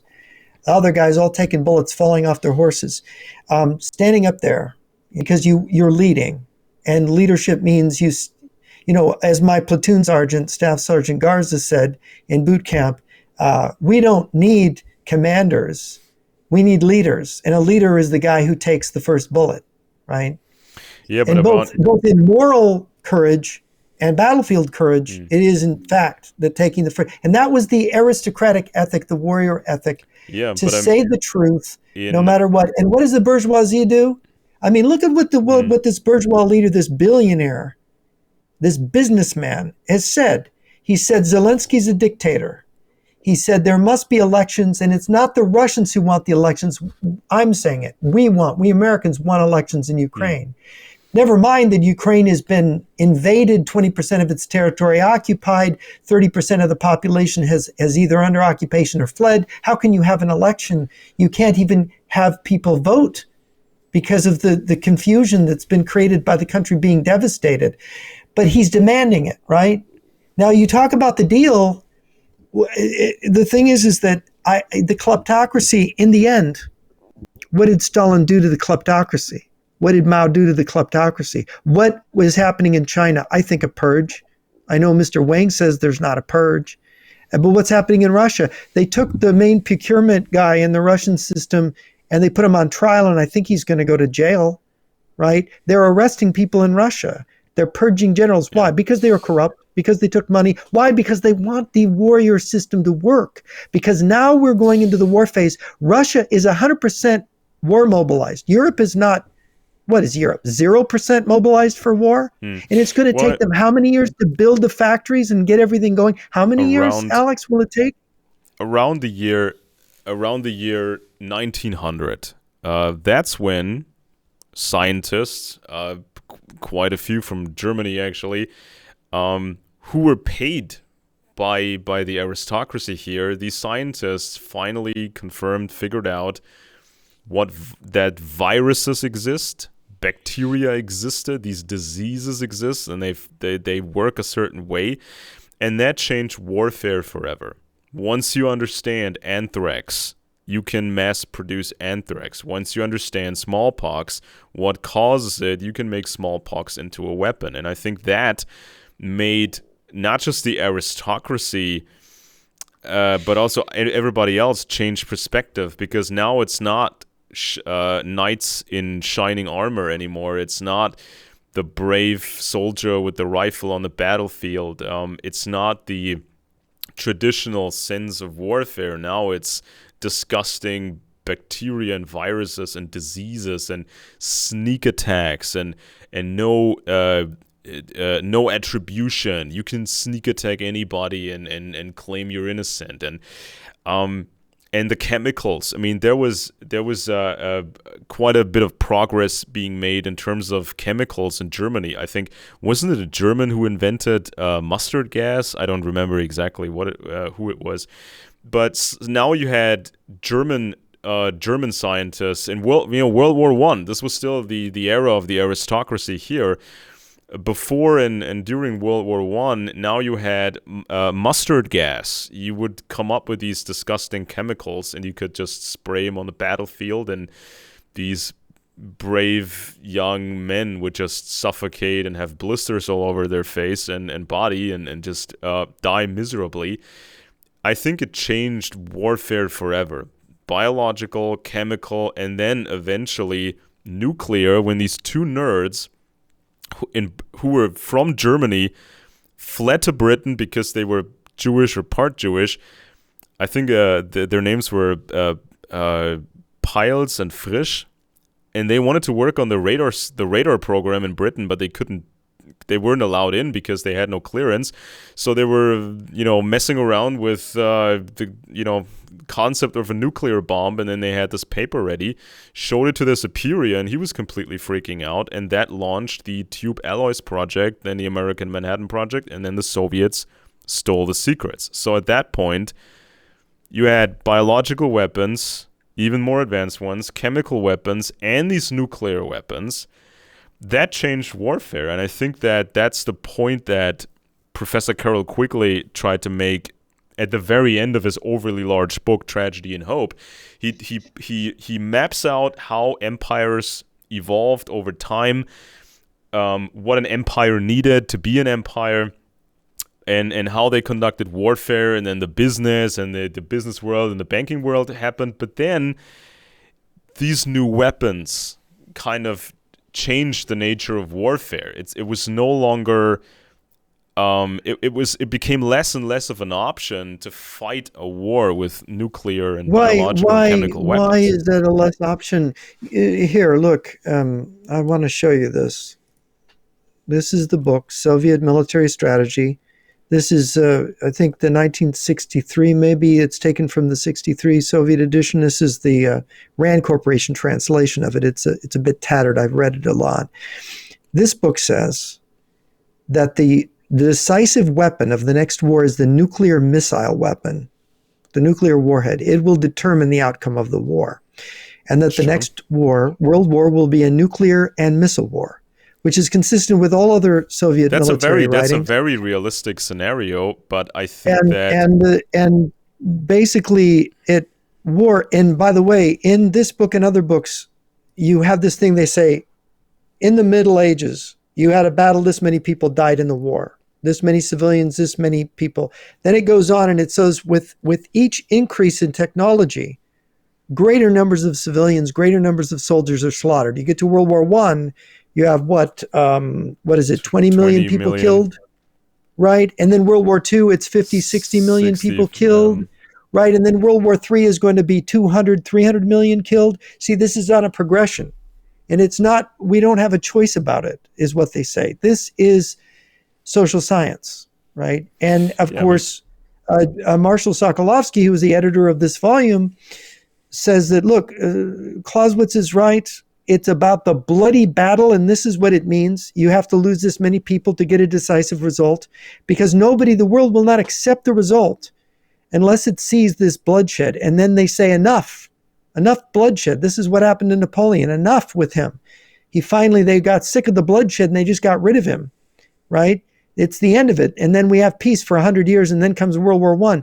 It's the world finally says, after the slaughter reaches a certain point, all right, we're going to accept the winners in this war. These people won. Yeah, but I suspect. I mean, when the disaster happened with the atomic spies, especially Klaus Fuchs, and the question was, how was that possible? How did British intelligence drop the ball? Who protected this guy in Britain before shipping him over to America, and all that? And there's one after the other suspects was identified piece after piece. Highest people in MI5.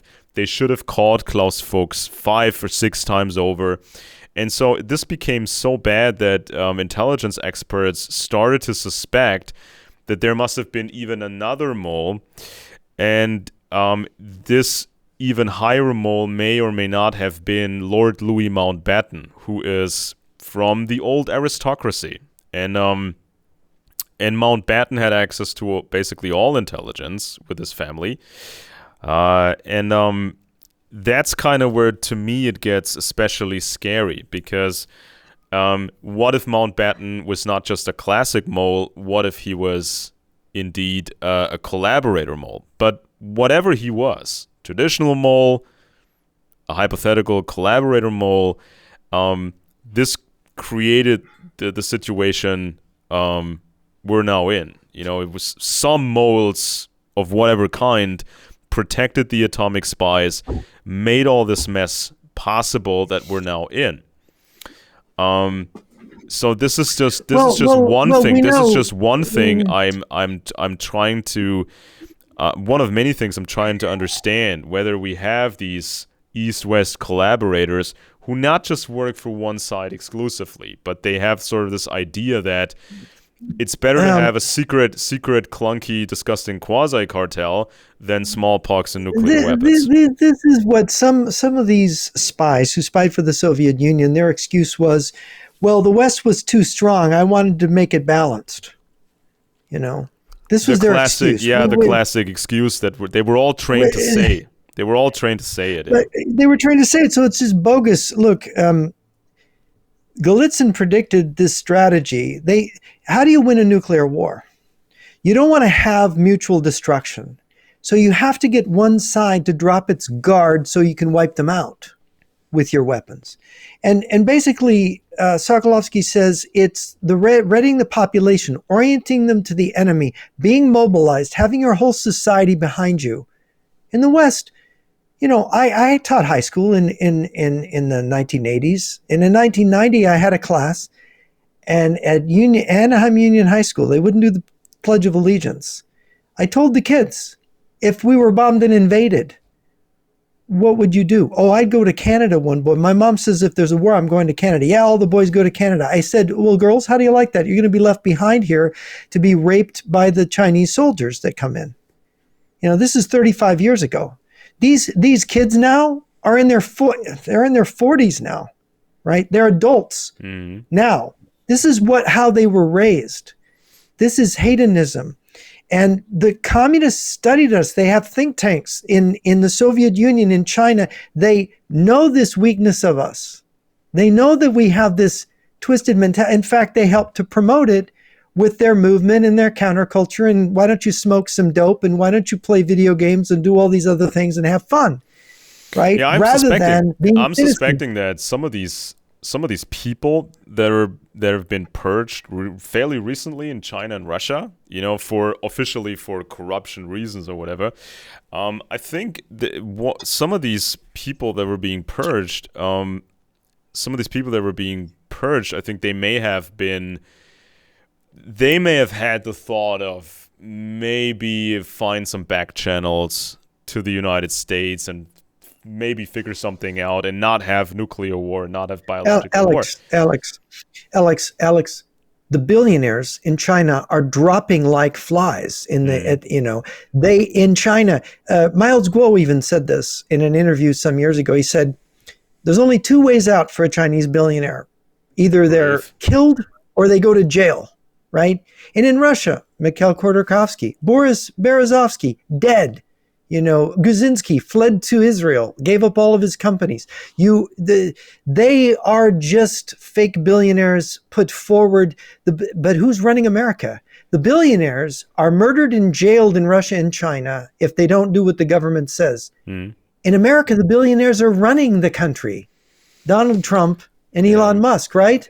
But so this is what Jacob Burckhardt said would happen and said would be a disaster. But didn't some of these American captains of industry and some of these American entities, corporations and families, didn't they sort of? I mean, don't you see some sort of an aristocratic influence on them? The Rockefellers, who were fans of British royalty, the DuPont family. They have like 1,600 members now, or something like that, from generation to generation. Alex, I'll admit that there's a residue of aristocratic mimicry in the bourgeoisie. We saw it more in the 19th century than today, but it's going away. It's been going away. And what you have is this scissors strategy where Russia and China pretend to be enemies, but they're working each side of the street. The Chinese are controlling the old Communist International now, and the Russians have taken over the right. And they're behind, you have the AfD party that has both Russian and Chinese influence. MAGA is openly pro-Russian now. And the president is saying Zelensky's a dictator, but not Putin. Right? And so this is what Golitsyn predicted was going to happen. He said, after successful use of the scissors strategy in the early stages of the final phase of policy to assist communist strategy in Europe and the Third World over disarmament, a Sino-Soviet reconciliation could be expected. This is what we're seeing, Russia and China working together. It is contemplated and implied by the long-range policy and by strategic disinformation split. In other words, the Sino-Soviet split was always a fraud. They were always working together. They were headed for this end game. And he says, European-backed Soviet influence and American-backed Chinese influence could lead to a new third world acquisitions at an accelerating pace. We've seen it. Russia and China are taking over Latin America. They've taken over sub-Saharan Africa, and it's happened. And they're in Canada, they're in Mexico. Didn't these American captains of industry for quite a while praise the Nazis, and they said we don't want to get involved in Europe again. Then came the flip, then came the blind side, and then there was the War Production Board, and then these it ran like clockwork. Suddenly, banks like Goldman Sachs, who were not that large beforehand, they were being called up, and they said, "Okay, we gotta select the right people from the people we already know and trust. We gotta get the best ones." And they have to work together like clockwork and switch to a war production. And that actually worked out beautifully. And then everything, all the pieces were there, all the pieces worked. There was nobody from GM, Ford, General Electric, Goldman. They all had this one purpose. And even the Sidney Weinberg guy from Goldman said that in peacetime, I would not take on the lowest job in government, but in wartime, I would take on any job in government. So this is kind of this paradoxical situation. Look at America was bombed at Pearl Harbor. The Japanese bombed us. So and Truman, as a senator, arranged to get a lot of the restrictions of the New Deal repealed so that the big business could go back into business again and hire people and build factories and do all those things. That was World War II. But what did we do? Instead of supporting Hitler, we supported Stalin. We built up the Soviet Union. We built up the Soviet Union into a monster, and we gave them the nuclear bomb, basically. All the equipment they needed. Look at Major Turner's diaries. He saw them moving through Montana. Need nuclear plants and to make their own bomb. So they were only 4 years behind us because we helped them. People here helped them. Harry Hopkins was behind the co-president in the White House with FDR, who was accused of being a socialist, right? So I think I maybe hiccuped here. Can you hear me okay? Yeah, the connection seems to be back. I think Yeah. we understood. But I want to finish reading this Galitzin. This is 1984. He's predicting that Russia and China would get back together again and they'd get control of the third world, which they're doing. And he said, he wrote, in that event, they might well decide on Sino-Soviet reconciliation. The scissors strategy would give way to the strategy of one clenched fist. Remember rocks, paper, scissors? Mm-hmm. At that point, the shift in the political and military balance would be plain for all to see. When I talked to General Van Herk in Toronto in September, I said, what if China and Russia are together? And he said, we're dead. They have us cold. They have more of everything than us if they go against us. And of course, we're not ready for that. China's halfway mobilized for war, its economy. Russia's economy is a full war economy.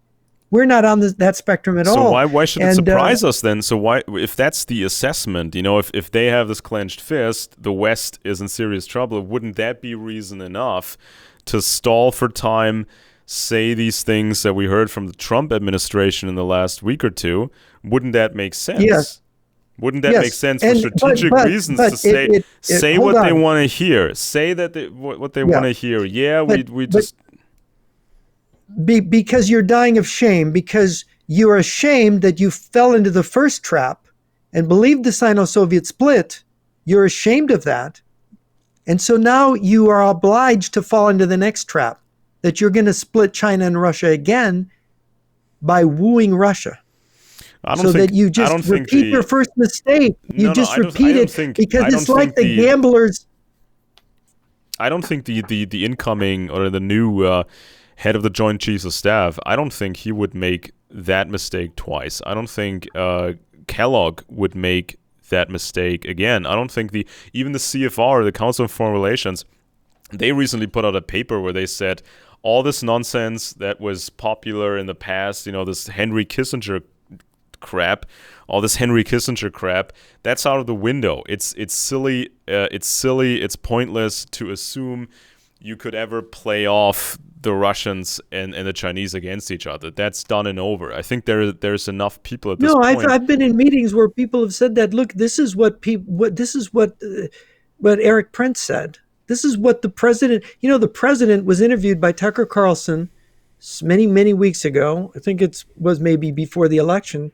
And he said, I am going to divide. Russia and China are getting together, and our stupidity of supporting this war in Ukraine has made that happen, and I'm going to make Russia and split Russia and China again. I mean, Trump said that. That's what he's going to do. That's what he says, but is it truly what he believes? And I think that question we can't answer with him, with others, because that's what the Eastern Bloc wants to hear.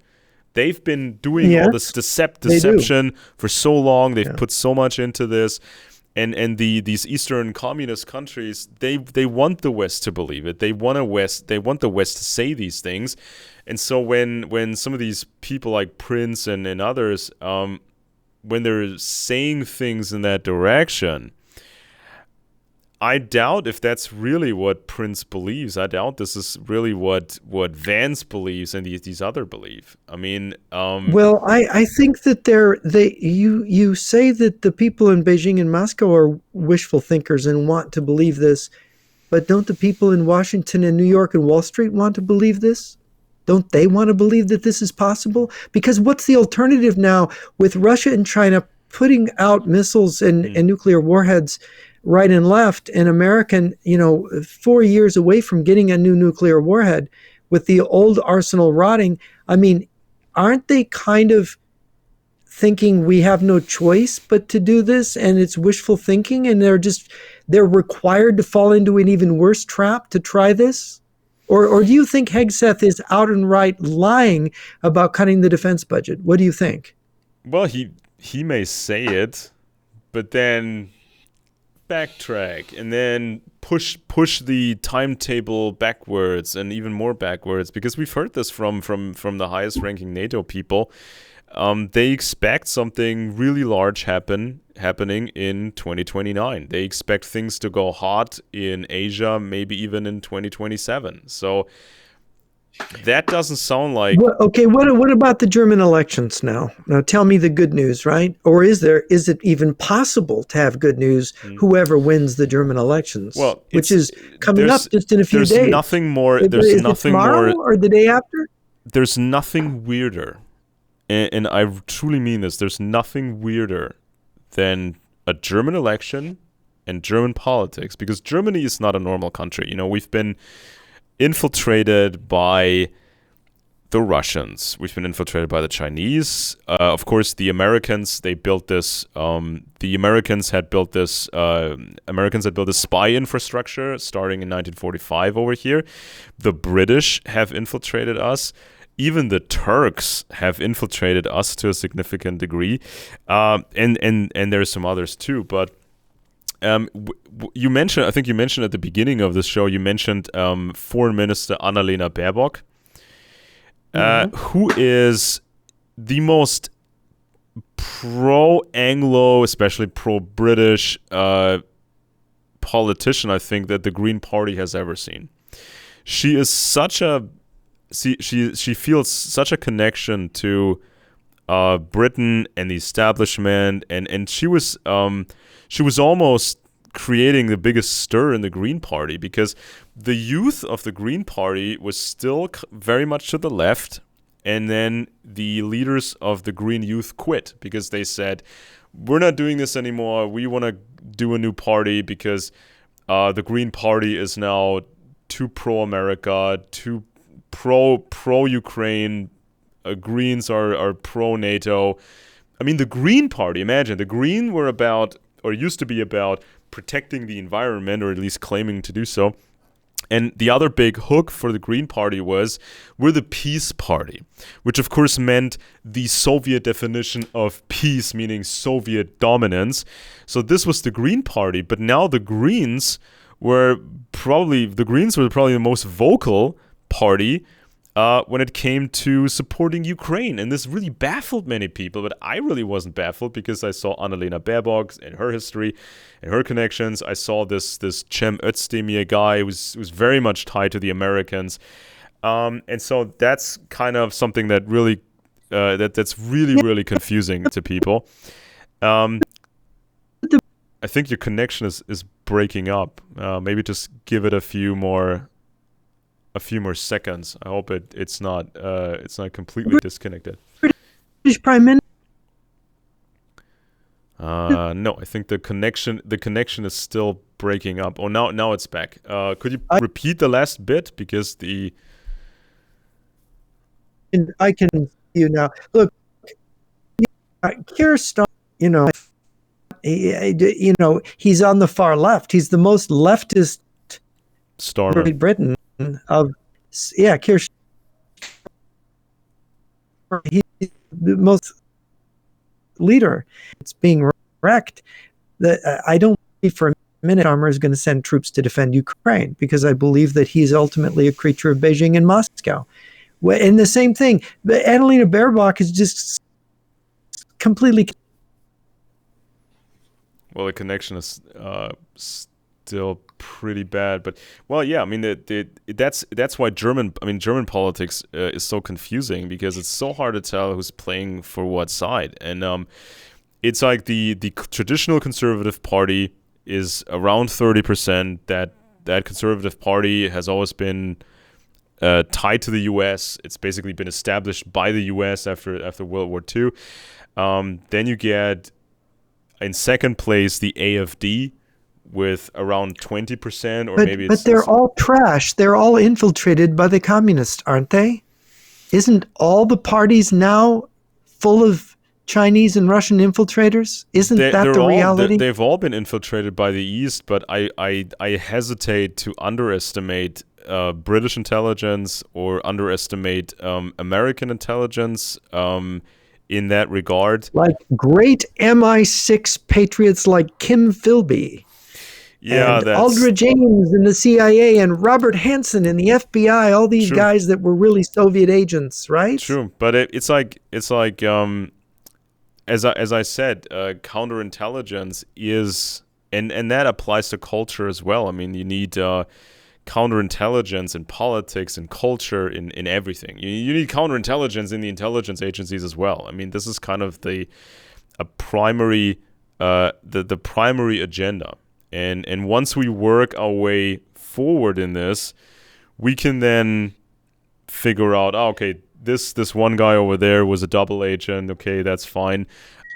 This guy was a collaborator, and these 50 guys over there that we caught were traditional moles. I mean, the essence of moles, I think that's something that that people, as you said, the bourgeoisie, the masses of people out there, I think the foundations can be understood quite well by them. Because if you look at the average American, hardworking, just navigating through life, and then there's some mold. There's some guy who sells out his fellow citizens for extra money and status, and he's getting a Swiss bank account filled every month with special money, or there's Bitcoin and other cryptocurrencies, piling up somewhere in the digital sphere, and this guy would sell you out. This American person would sell out every other American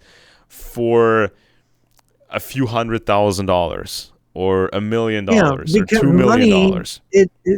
Their god is mammon, because it's culture, and culture is money, right? Yeah, I mean, some of the aggressiveness of business people, like you mentioned, the Trump and the things that Trump did in the business world, and I think that's widely known at this point.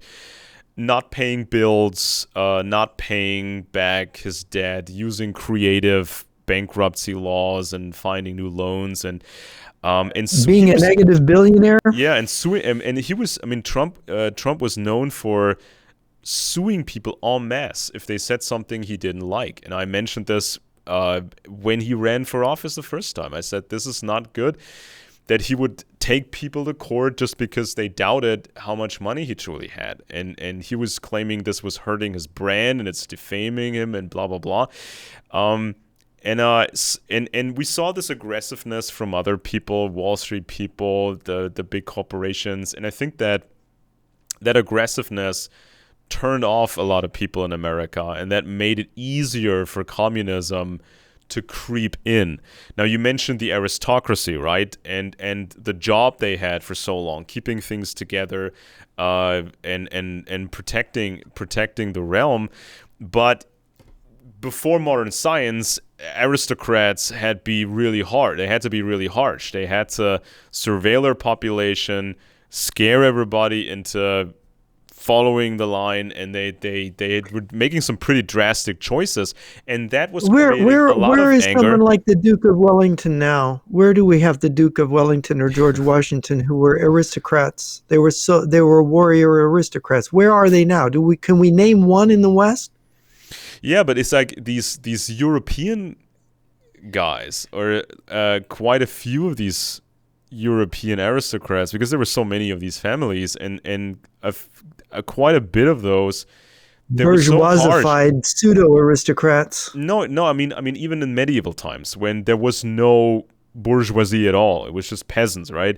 Even in those times, it created resentment, obviously, and there probably wasn't any other workable system for the most part, because if everybody else is a traditional empire, what are you going to do? I mean, America proved everybody wrong, ultimately, but for a long time, people thought that's all there was. And this peasant system, it created this resentment, which was then used in the most manipulative way, used by Karl Marx and the early communist movement and the later communist movement. It still goes on to this day. So let me stop you. Hold on, Alex. Let me stop you. Everybody get out your Alexis de Tocqueville. Remember, he wrote Democracy in America, but he wrote a book, The Old Regime and the French Revolution. He wrote a book about the French Revolution. And the beginning of that book, Alexis de Tocqueville says the French Revolution did not happen because of the aristocratic system from the Middle Ages. He said, you go back and you look at the records of how the aristocrats ran things, how they took care of the peasants, the detailed records the aristocrats kept, the great and tremendous care of the peasant families. He said, it is astonishing. It is astonishing. And he said, what caused the revolution? Modern bureaucracy. Modern bureaucracy, the French monarchy, not the aristocracy, caused the revolution. I think the corruption of the centralization of government. I think also modern science played a big part, because once these scientific rationalization. No. I mean actual technological advancements. Making new weapons, making new things. Just breakthroughs in physics, in chemistry, and that sort of thing. So I think once that happened, somebody was bound to abuse that modern technology, and people saw the possibilities of modern technology. The good things, the good possibilities, the evil possibilities, just possibilities, right? So somebody was going to use this modern technology, and over time, especially in the 1700s and the 1800s, I think that changed the traditional ways, because the idea, I think, was if we could be more successful if we make more things, we have more innovation, we produce more things, also weaponry, mass produce things at some point maybe. But in order to do so on a grander scale, we can have everybody or 90% of people working as peasants on the fields making food, because we can make better ways of making food more efficiently. We need people in factories, scientific institutions, schools, and then we can create more things and have a more successful empire, or we can defend ourselves better, or we can maybe attack even some other countries before they attack us. And I think just that watershed moment of modern science, I think that's when the traditional model became outdated. And especially in France, I always got the impression, and maybe I'm wrong about this, but I got the impression that the French monarchy, the French king, the French monarchy was taking on the position, we'll just continue things the way they were. We just go on like we used to and try to incorporate science. But others were thinking maybe that's a losing strategy. Maybe we need something like more of a republic, and we need to have people in jobs making things, and they need more liberty. These people need more liberty. These people need more free time, money, and opportunities. It didn't really happen that way, though. I think what you have to realize is that the centralized monarchy in France, after the Sun King, right, Louis XIV, became so powerful. It was sucking up all the resources of the country, and it went into bankruptcy. They were running out of money. And what they did is they got desperate, and they called the French Assembly, National Assembly, into the Estates General, into existence. They summoned them to raise money, to raise taxes. Yeah, taxes. And instead of raising taxes, the Assembly started to limit the monarchy. They started to use the fact that they were assembled to argue for limiting the monarchy, and it became more and more radical until you have Marat in the mountain, and they're creating a republic, and they're chopping the king's head off. Yeah, but Britain. So that's what happened there. Britain was thriving, though. Britain started to wipe the floor with anybody else, especially the 1700s and then the 1800s. And I think a large part of that was modern science, and I think improving, expanding the old system. I think that's because the British adapted more creatively than the French, and their warrior aristocracy accepted the bourgeoisie in an alliance. So in Great Britain, you had this extended alliance between the military aristocracy and the bourgeoisie, where they had, because of the House of Lords, had a veto power. The aristocracy had a veto on the House of Commons. That was taken away in 1911, by the way. That's when Great Britain ceased to function normally. But as long as the aristocracy could defend its position in the Constitution, and the British Constitution was not a written one, It was, you had this system of veto where each, the aristocracy had the House of Lords. The people had the House of Commons, which had a lot of aristocrats in it, let's be honest. Yeah. But it literally was the fact that it became a democracy rather than a mixed monarchy, which is what it should be. What works much better. When at the time of King George I in, 1714, Britain was not as strong yet, but over the next 150 years, Britain was becoming massively more successful. Britain was outpacing the French. Because you see, it's exactly like Burckhardt had said. It's a balance. And it's exactly as Vilfredo Pareto, it's a balance between lions and foxes. They had achieved that in Great Britain. And they had achieved the balance between culture, state, and church in Great Britain for that period of time. But the balance ended with democracy and the triumph of commercial culture over everything else. I mean, who was Chamberlain but the politician of the bourgeoisie in the end? Well, Churchill was the last aristocrat. When I looked at the British aristocracy at the over that time span, especially starting with King George I, I got the impression that the role of the monarchy and these families were much bigger than people realize, because who reads books these days anyways. So it was not just the king and his immediate family. This was like a whole big family cluster, and I think that they had deliberately increased their numbers over a span of time and maintained coherence among their ranks. But there was a problem because they had always more people. They had people to replace people. But the big drawback, I think, of that strategy was the visibility. If you have like this visible aristocracy and the palaces and everything, everybody knows who these people are. Everybody knows their names and possibly their faces and where they live and where their children live and their cousins live and everything. So that could really become a problem.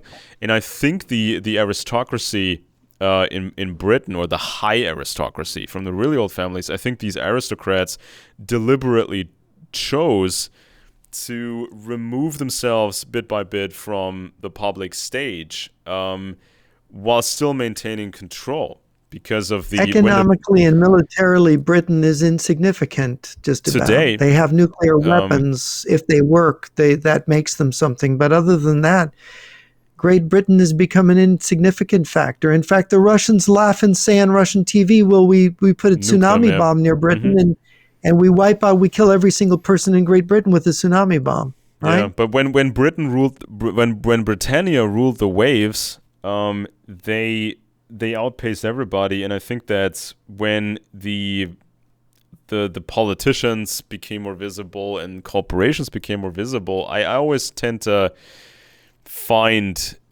significant clues that suggest an aristocratic significant role in establishing these companies and monitoring these companies. And I think that even British Masonry,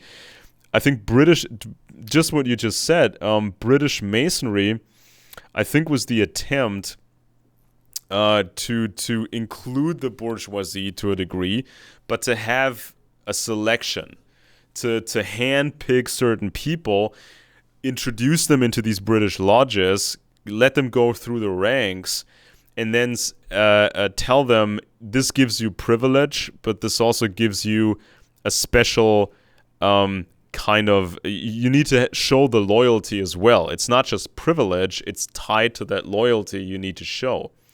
I think this is not look, I'm gonna read you from Jan Schene, another defector. Okay, Jan Schene is a defector who is my signal going out? Nope. Again? It seems to be stable. Schene wrote about the long-range strategy from the point of view he was a Czech, he wasn't Russian, so he didn't have access to the Sino-Soviet element that Golitsyn claimed. But he writes, think about how prophetic this is. This is 1982, this book. This book is We Will Bury You. Jan Šejna was one of I think he was the 8th highest ranking communist in communist Czechoslovakia. He defected in 1968 before the Prague Spring.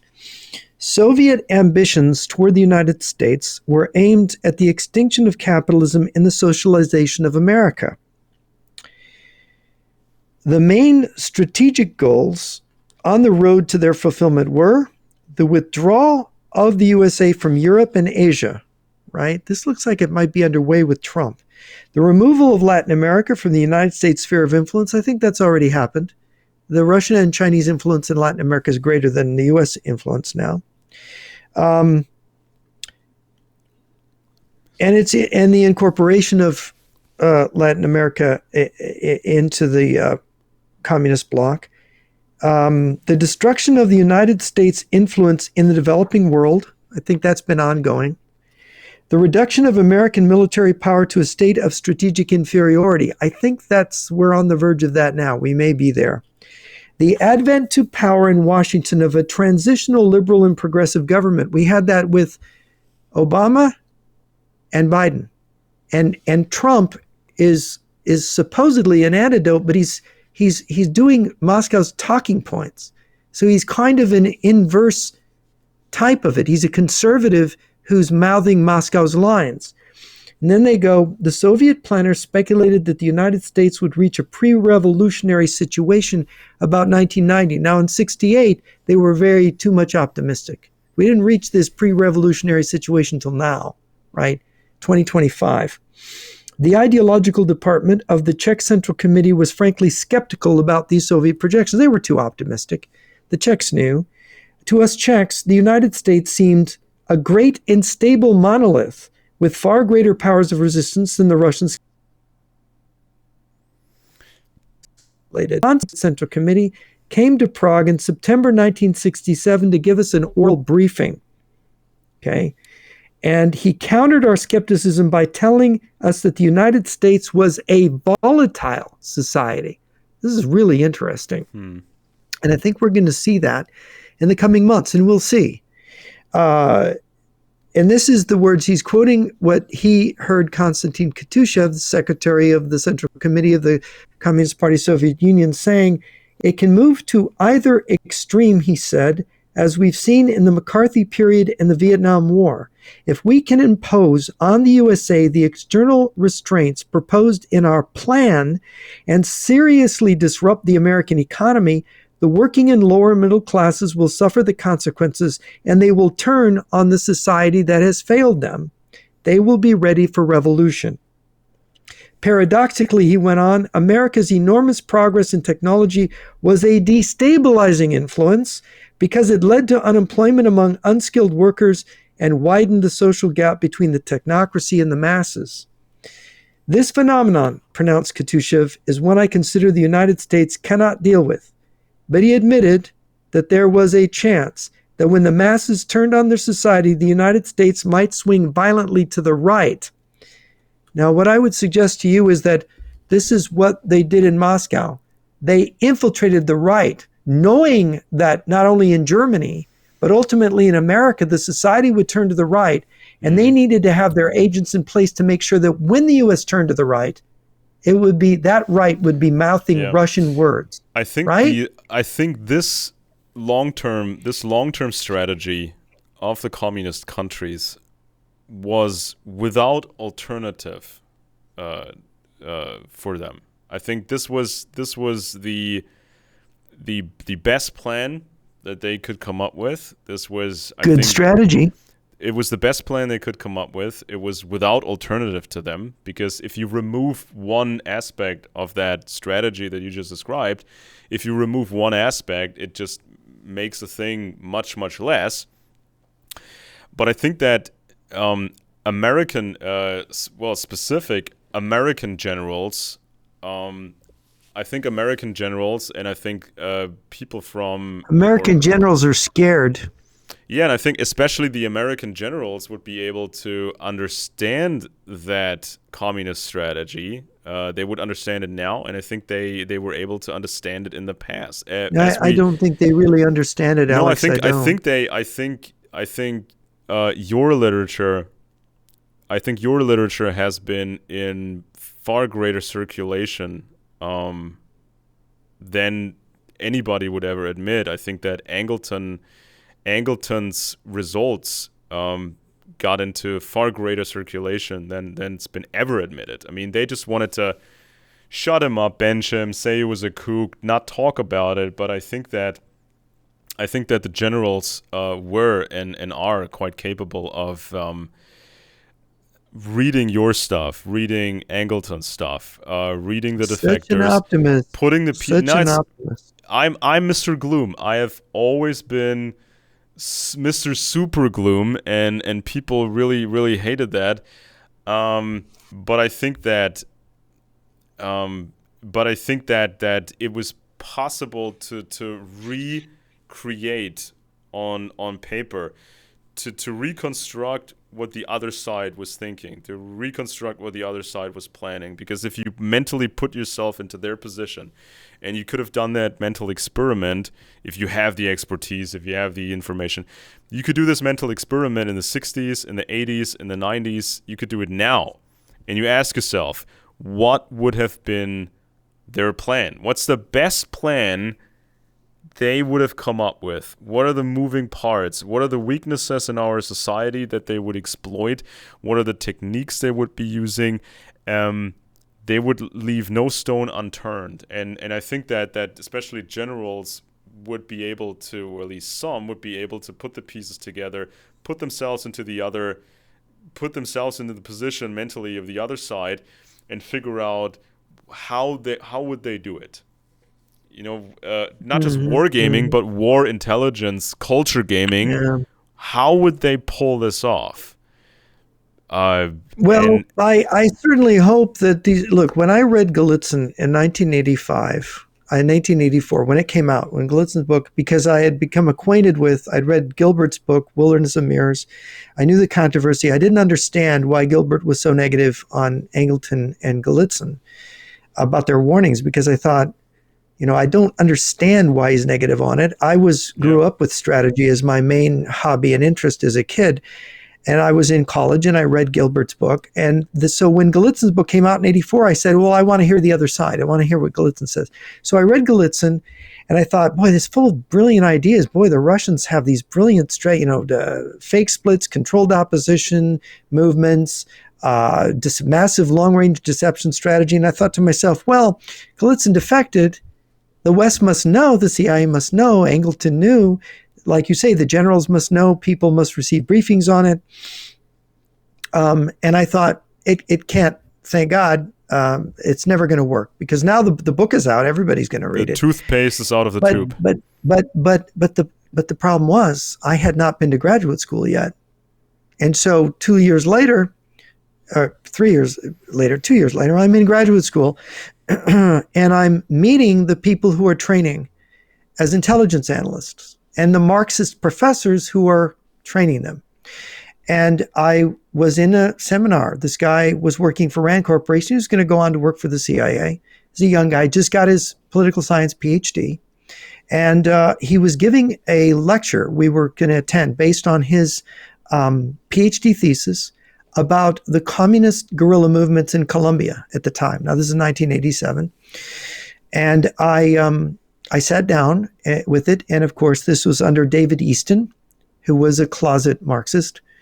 David Easton, who was attacked by Harold Bloom in The Closing of the American Mind, the only major American political scientist that was directly named and attacked by Harold Bloom in that.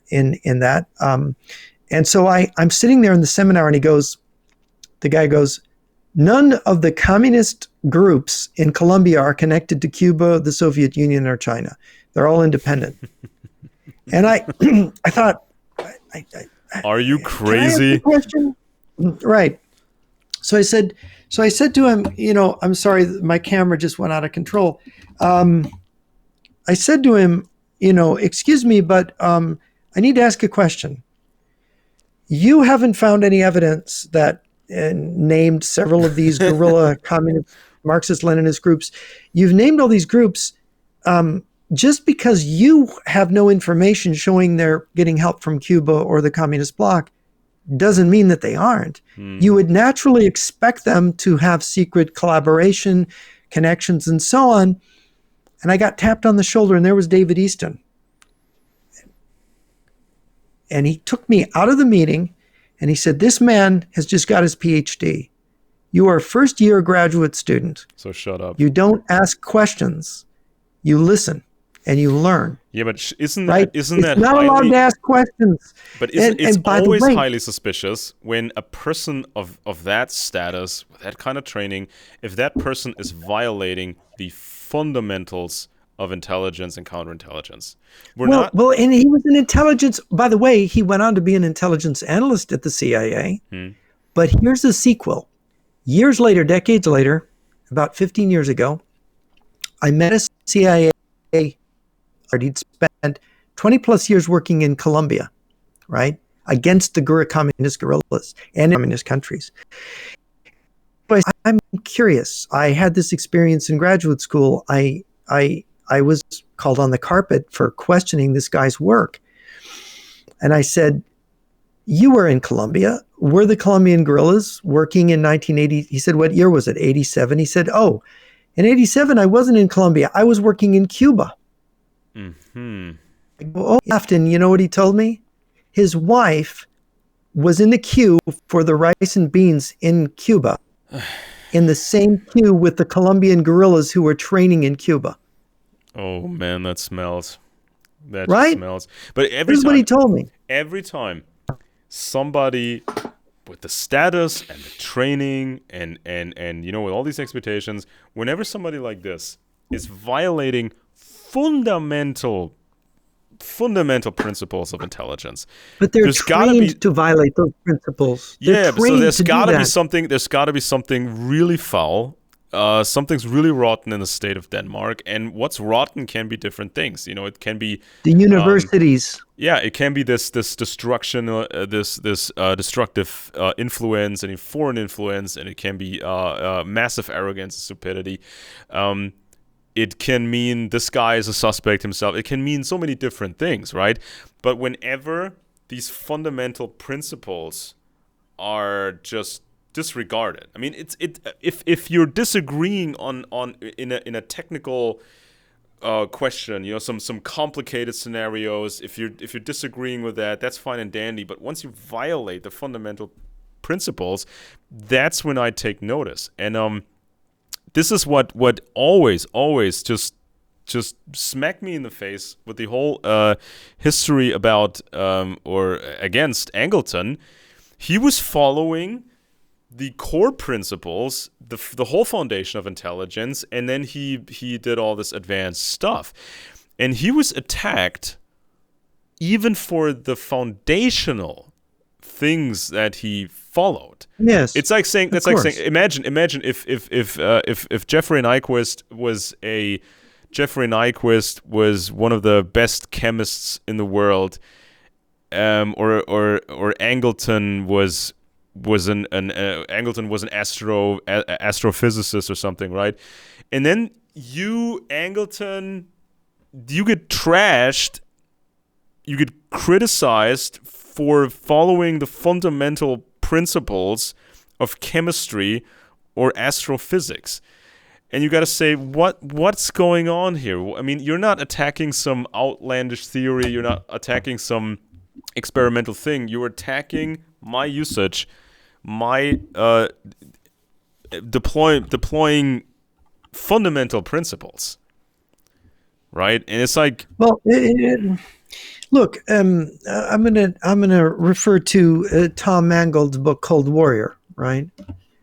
Thomas Mangold wrote this book, and it's just a giant attack on Angleton and Gallitzin. If you read it, it says they were both mentally ill. They were both paranoid schizophrenics. Angleton and Gallitzin. Oh yeah, and this book was when Gorbachev was preaching his liberalization of the Soviet Union. Who suddenly had to be discredited more than anyone? Gallitzin had written this book predicting everything, that was going to happen in the Soviet Union in 1984. They had to make sure no one would even touch it or read the book. So Thomas Mangold, the British journalist, writes this hit piece. Cold Warrior becomes a bestseller. He's on all the talk shows. He's on the talk shows. He was on, that black lady that had the most popular talk show back in America back in the 80s, late 80s. And I can't remember her name now. I don't even watch those things. But I did watch that segment. Thomas Mangold is on there. And he's not the only one. The other journalists followed up. There was the book Mole Hunt by... not Shapiro, it was another Jewish name. Anyway, there were all of these books, and they all followed Thomas Mangold's mint. Now, the only book that was which was in 87, was Edward J. Epstein's. And until much later, when he wrote a book, was Angleton right or something like that, he would not champion, under that climate of opinion, he would not ventured to champion the defense of Angleton or Gallitzin again. I mean, literally, Gallitzin and Angleton were hung out to dry. And by the way, it wasn't just them. The leader of the conservative movement, the patron saint of the conservatives himself, which was, of course, William F. Buckley Jr., attacked Gallitzin and Angleton as paranoids in the pages of National Review. What? In 1991, following the August coup, which followed everything Gallitzin had predicted. And what does he do? Not say, oh my gosh, this guy Gallitzin was right. It's happening in the Soviet Union, like he said. He said Gallitzin and Angleton were paranoids who came to me in the dark of the night in 1981 and had this manuscript, New Lies for Old. And I just told them to go take a hike because they were crazy. That's what William F. Buckley wrote. What honest person with a skill set can come to this psychiatrist diagnosis of labeling? I mean, when we talk about defectors, I mean, they're under a high level of stress, they're burnt out, they're just uprooted, and sometimes one of the other defectors, one of them started to have some weird ideas. Sometimes they make little things up afterwards, after the initial debrief, to keep themselves, to create this impression that they still have something new. But those are details. But like with Angleton, how can you pretend to be a psychiatrist and diagnose him as a paranoid schizophrenic just because Angleton was alleging a strategy that completely makes sense for the communists, and also he was alleging high-ranking moles in well-established organizations. I mean, of course, Angleton was right, because there were moles. You had Aldrich Ames, you had Robert Hansen, but that's only the tip of the iceberg. We didn't find all the other ones. Didn't Buckley remember the Cambridge Five? When for a long time people assumed, these lads couldn't be traitors because they went to the same universities. They're from these families, and they're so British. Buckley was a friend of Joseph McCarthy back in the day when he was a young lad himself. But he was also a CIA. What's the big difference between the confirmed traitors, the Cambridge Five, and the leads that Angleton was following? Look. Now I'll make it worse for you. Robert Gates, a mild-mannered, bureaucratic egotist, wrote 2 biographies. He was Secretary of Defense more recently under Bush and Obama, but he was more famously head of the CIA, an analyst that Henry Kissinger just adored, ended up getting promoted within the CIA and became CIA director under George H.W. Bush at the end of the Cold War, with Condoleezza Rice running the analysis for Russia for the White House at the time, right? So he wrote a biography that came out, I think, in the 90s called From the Shadows, or Out from the Shadows, something like that. It's a very thick book. I have it over here. So Robert Gates writes the book. You know what he starts out with? How paranoid and crazy Angleton was when really? Gates was a young CIA official. No, I'm not kidding. Basically, this is what he does to frame the rest of his book, right? He starts out with throwing Angleton under the bus. Right. Wow. He starts out to do that, right? So when, Robert Bucar, who made the documentary, and there's a long interview with Robert Gates in there. He asked him off camera. He said, Kennedy, Senator Ted Kennedy, was going to Moscow and spilling secrets to the Russian Soviet leaders back in the early 80s. And Robert Gates said, yeah, I know that. And then he said, why didn't you do anything about this? This is treason by a United States senator. And Gates said, well, he's a Kennedy. You really can't do anything about it. Oh, right? Boy. So you have to understand, culture is upstream from everything else in America, from politics, from defense, from counterintelligence, from everything. We put those other things a distant third, and our religion is the Jesus business. There are serious religious people in America. I think there's more than there are in Russia. But still, like in Europe, we're headed to the direction of nobody taking it seriously. So it's all about the culture. But this is not just a distortion of culture or bad culture. I mean, this is not even just, and that's a big just disregarding the fundamentals of intelligence. This is like a distortion of human mentality, human aspiration in and of itself. Because if you join the military, regime. yeah, if you join the military and you want to be an officer in this branch or the other branch, what's your deep inner motivation, especially as a man, because we tend to be the warriors. And of course, not everybody, but we tend to be the warriors. So what's your mindset? What's your deep human motivation if you join the military branch and you want to have a great long career in the military? You dream of defending the realm, smashing enemies, having great victories, and just being the man who protected his people, his country, who just shredded the enemy. That's what you want to be, right? If you're a chemist or an astrophysicist, you want to build the space rocket. You want to discover that these nebulas are really galaxies. You want to be the man, right?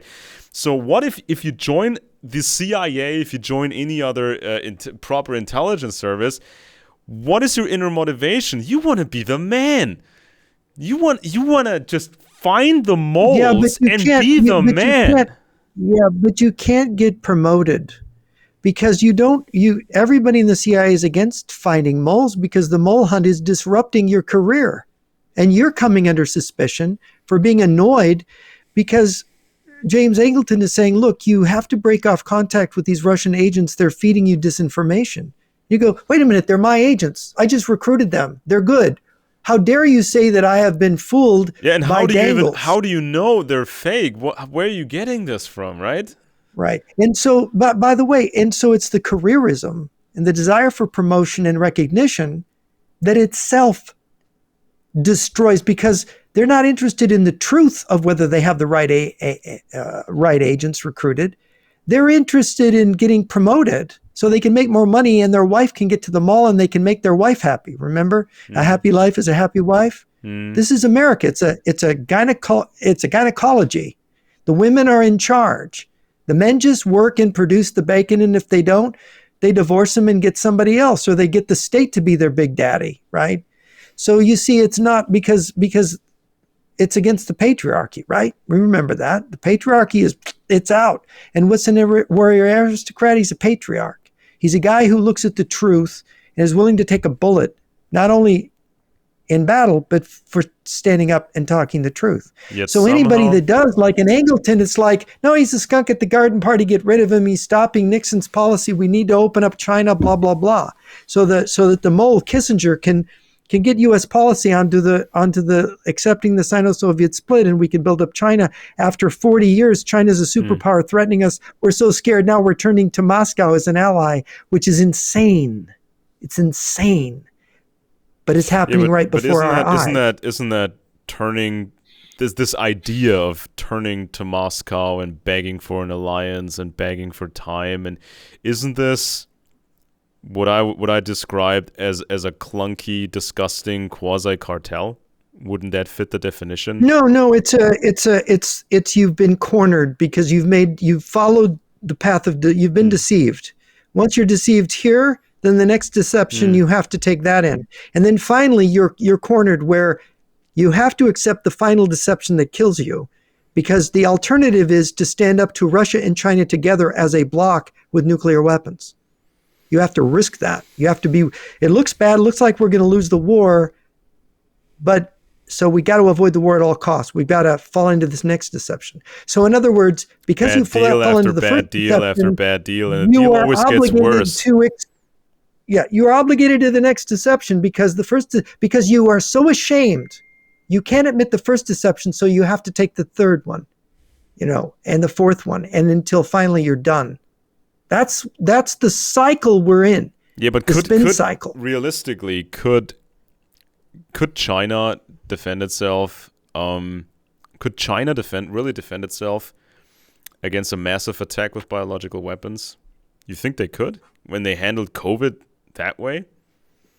You think if of course, smallpox, they would like to be if smallpox pops up everywhere in China, if more advanced biological weapons pop up in China everywhere, you think they could handle that? Smallpox is not contagious enough. Yeah, it's not contagious enough to actually... assume something even much crazier and more modern. The United States doesn't make or manufacture offensive biological weapons in large amounts.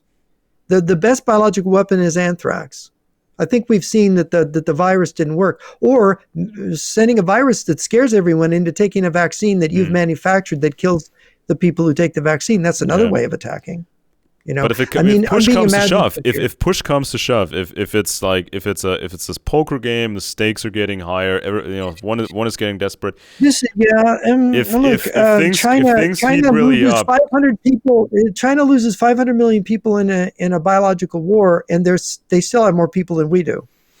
They still have more people, but if specific 500 million people die, the military guys, the industry guys, if those 500 million die in China, I don't think they can function that well. So they function better than we do. I see the strategic position that especially China is now in, and I pretty much consider Russia and China to be a single block anyway. I mean, when Stalin, this was a Russian or like a Soviet communist revolution in China. This was not a genuinely Chinese revolution in my book, but they've gotten themselves into this position. But if push comes to shove, I don't think China would deal so well with biological attacks. I worked this out in my book Origins of the Fourth World War 35 years ago, and this is what I said. This is all set up to cause a war.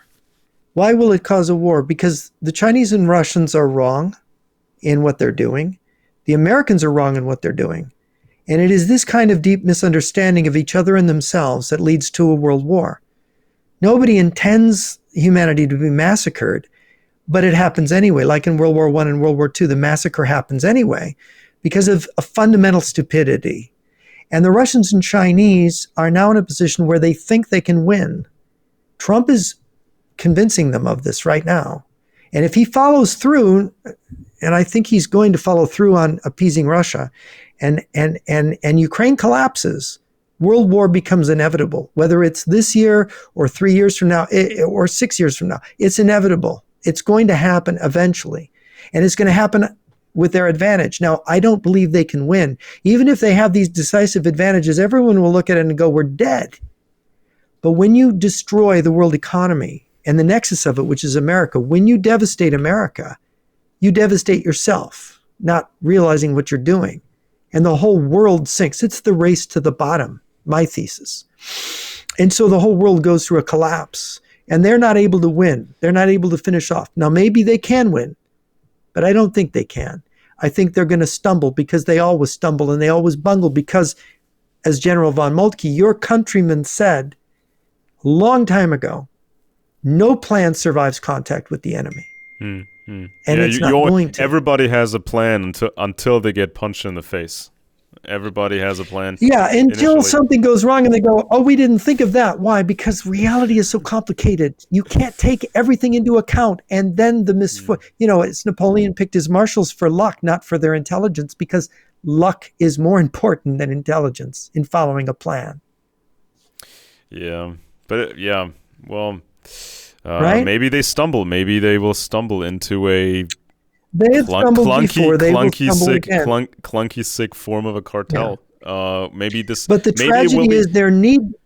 Maybe it will be a half world war. Maybe it will be a 50% world war. 50% of what's doable is possible.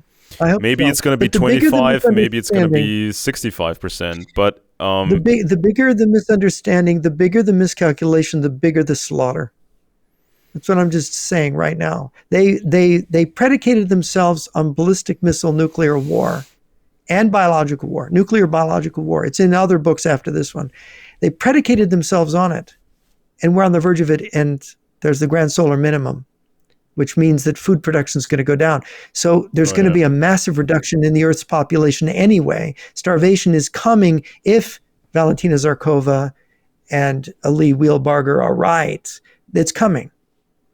So we're at this critical moment, and this misunderstanding is almost like a God-given thing.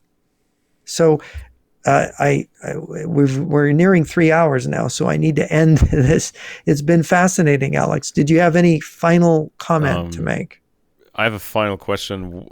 What do you think? I mean, just if there's a deal about Ukraine in the next months, or let's say next 12 months, if there is a deal, just guessing, what do you think this deal is going to be like? Just a guess, not a super mega prediction, but just throw something out there. What do you think could be announced? Right now, I never make predictions, especially about the future. So I'm not making a prediction. You're asking me if you put a gun to my head and you said, if you guess wrong, I'm going to kill you. Just throw something out. Right? If this is my way, I say, look, if you put a gun to my head and I have to guess, because you're going to kill me if I guess wrong, I'm going to try to make my best guess. Ukraine's going to be demoralized and undermined by the Trump policy to where their front will begin to erode. The Russians will then push harder. That just like with Vietnam in 1975, it took 4 months for Vietnam to unravel once they were cut off. Trump cuts them off. Europe is not going to step in. There's going to be more Russian. They're going to see the writing on the wall. America's going to pull out of Europe. Russia's the new sheriff in town. We better rush to each country, rushing to make its own deal with Russia. And controversy within those countries. No, we don't want to be under Russia. No, don't do it. I think you're going to have revolutions. You're going to have, first of all, the dollar collapse, waves of financial collapse. You're going to have revolutionary conditions in Western Europe, the United States, throughout the world, revolutionary conditions. Russia and China are going to be in the catbird seat. Russia's going to invade Savaki Gap, take back the Baltic states. Ukraine's going to collapse. They're going to fight a fighting withdrawal back to Lviv, and they're going to be crushed. And then the Russian army is going to go through mobilizations where they're going to go, okay, now we're near the end. Mobilize another million. Mobilize every so many weeks, another million Russian soldiers mobilized. China is then going to begin to go into full war economy, start to intimidate Japan into neutrality or joining them. And country after country will say, the Americans, to be an ally of the Americans is to cut your own throat, because the Americans will turn their back on you. The Americans can't be trusted anymore. And so everyone will abandon us, and then the nukes will come. They will bomb and invade the United States, however many months later that is. Now, will they stumble? Will their armies fall apart in the invasion? I think they probably will, but they're going to kill hundreds of millions of people, and there's going to be mass starvation across the planet, like I say in my book, which was written basically 35 to 38 years ago. That's what's going to happen. And it's probably been built into the cake all along by the way our system developed, our psychology and their psychology of their ruling elites. The psychology of it was Alexander Solzhenitsyn. He said the elites in the West and the East are similar. They're both godless and materialistic. The West commercial elite is godless and materialist, and the Eastern Marxist-Leninist elite is godless and materialist. And this special combination of liberalism as the ideology of Western suicide meets the people who do assisted suicide, the communists.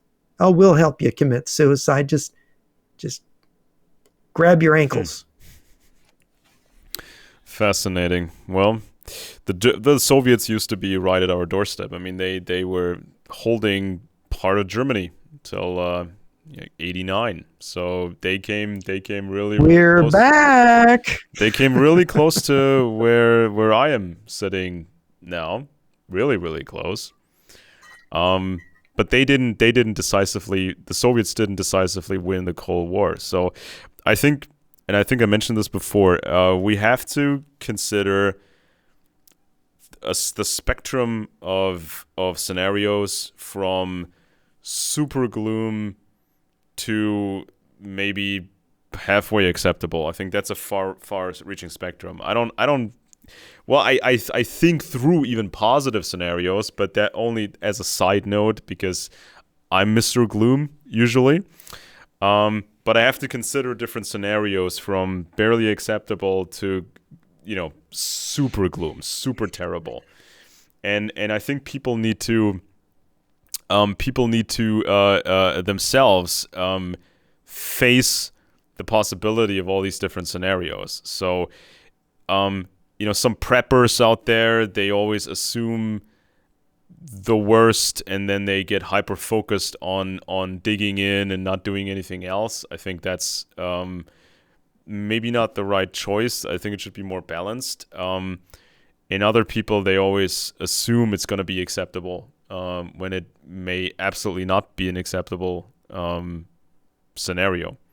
So I'm still not buying that stuff that was said over the last seven days or what. I'm just not buying it. I still think the Anglos have quite a few surprises in their sleeves, but to estimate what they may be capable of has been made almost impossible because of what you just mentioned. Telling everybody to fall in line and seek a promotion and shut up and not do their job. I think it's become almost impossible to really guess what the Anglos are still capable of. It's the sociology of late capitalism meets the shopping mall regime. We know the East. We know the East is very capable. We know the communists are very, very capable, but we can't really estimate the capabilities. I think of the Anglos.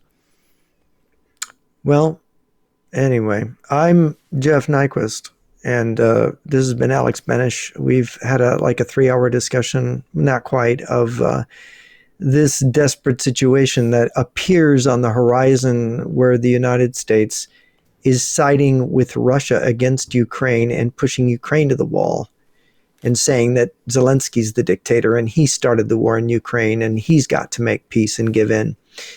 And Russia's going to be our new ally. We heard Marco Rubio, Secretary of State, say this.